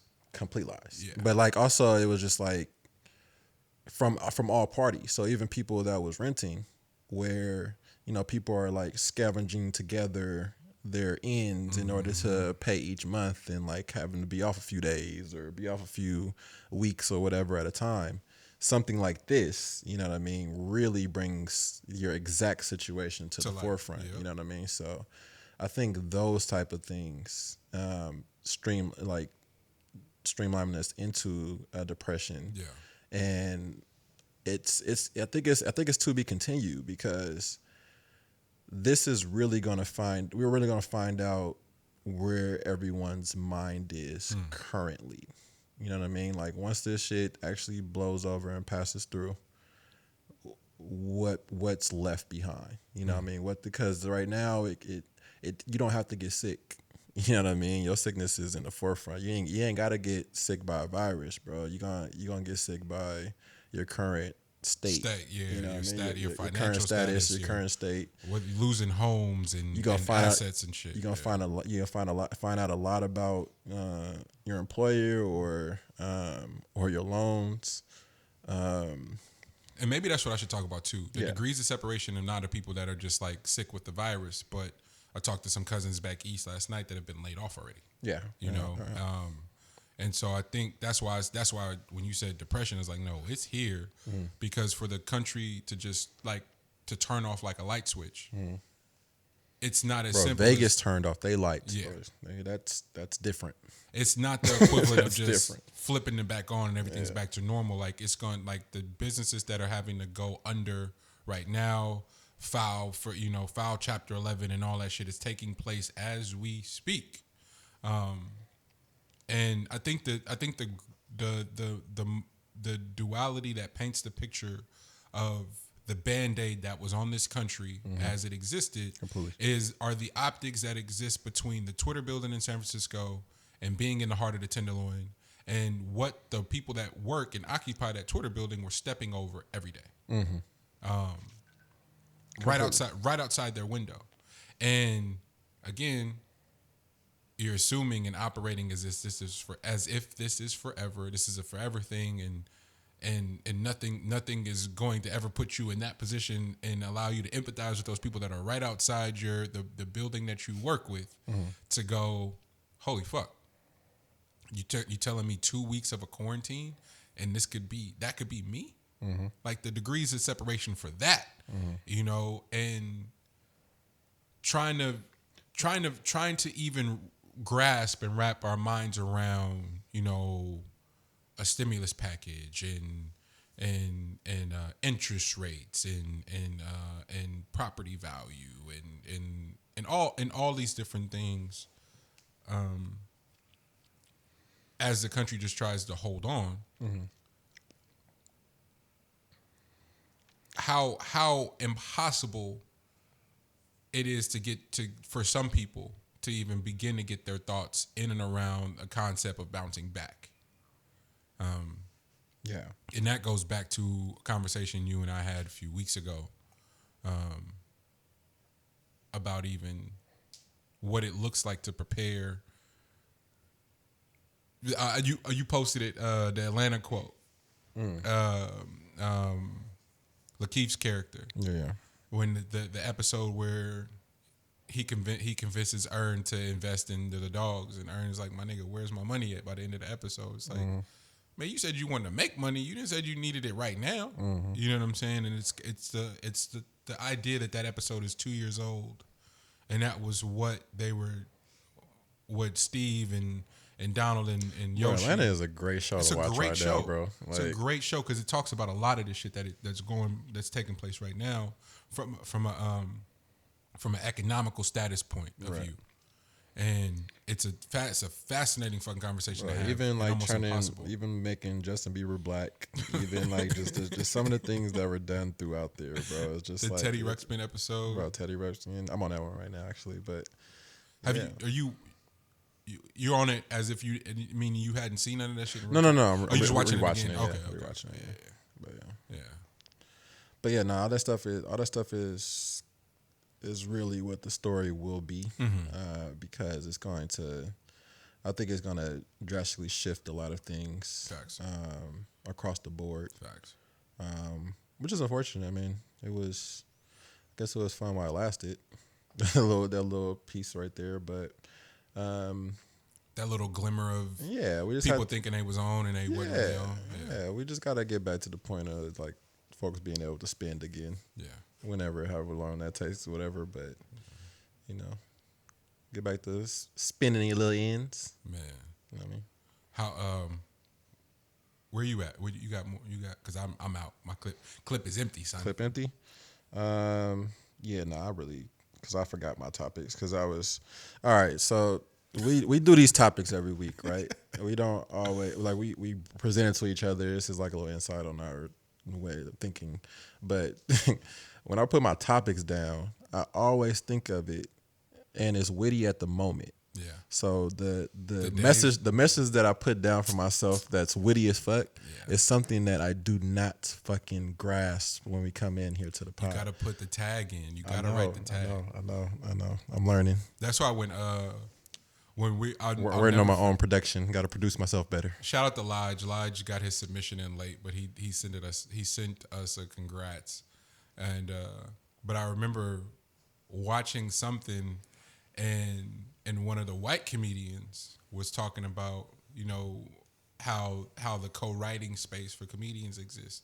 And hitting Lige was like, yo, did you notice? He was like, yeah. It's like, nigga, can I send you jokes? He was like, send them. Probably not going to use them, but I might, you know? Yeah. And so I just got in the habit of sending him premises, but because it couldn't just be one word. I remember typing it to him. He's like, I don't get this. I was like, fuck, I should do a voice memo so I don't lose the context. Yeah. And it's the same for the show notes too, because I'll have an idea I think is brilliant and forget to write the tag in the parentheses next to it. So That's real. I've gotten better about that, but just this week with everything, with all the planning we did in and around the 100th, I just wanted to come on here and talk, and fuck, we're almost at. Which we did. Yeah, we did. We did an effective job at that. You got any closing thoughts, Lex Bub? I'm still working on my intro tag. So, you know, I'd be like looking in the mirror, holding a brush. And I'll be like, this is money. Yo, this is LG. But wait, why you had to do the variation of the voices though? Because I got to make a Boy, that clean was bill. great. Yeah. Still ain't found shit yet. Oh man, But like you said, you know, it's a process. it's a process. Okay. Nah, We'll get it. Happy 100th to you fellas. Happy 100th to the listeners. Thank y'all so much.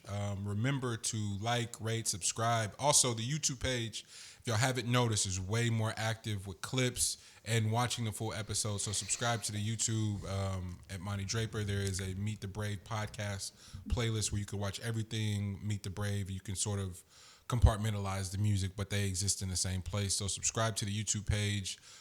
Follow the IG page and fuck with us. Yes, sir. Another episode of Meet the Brave. We'll see y'all next week. Love. Yep.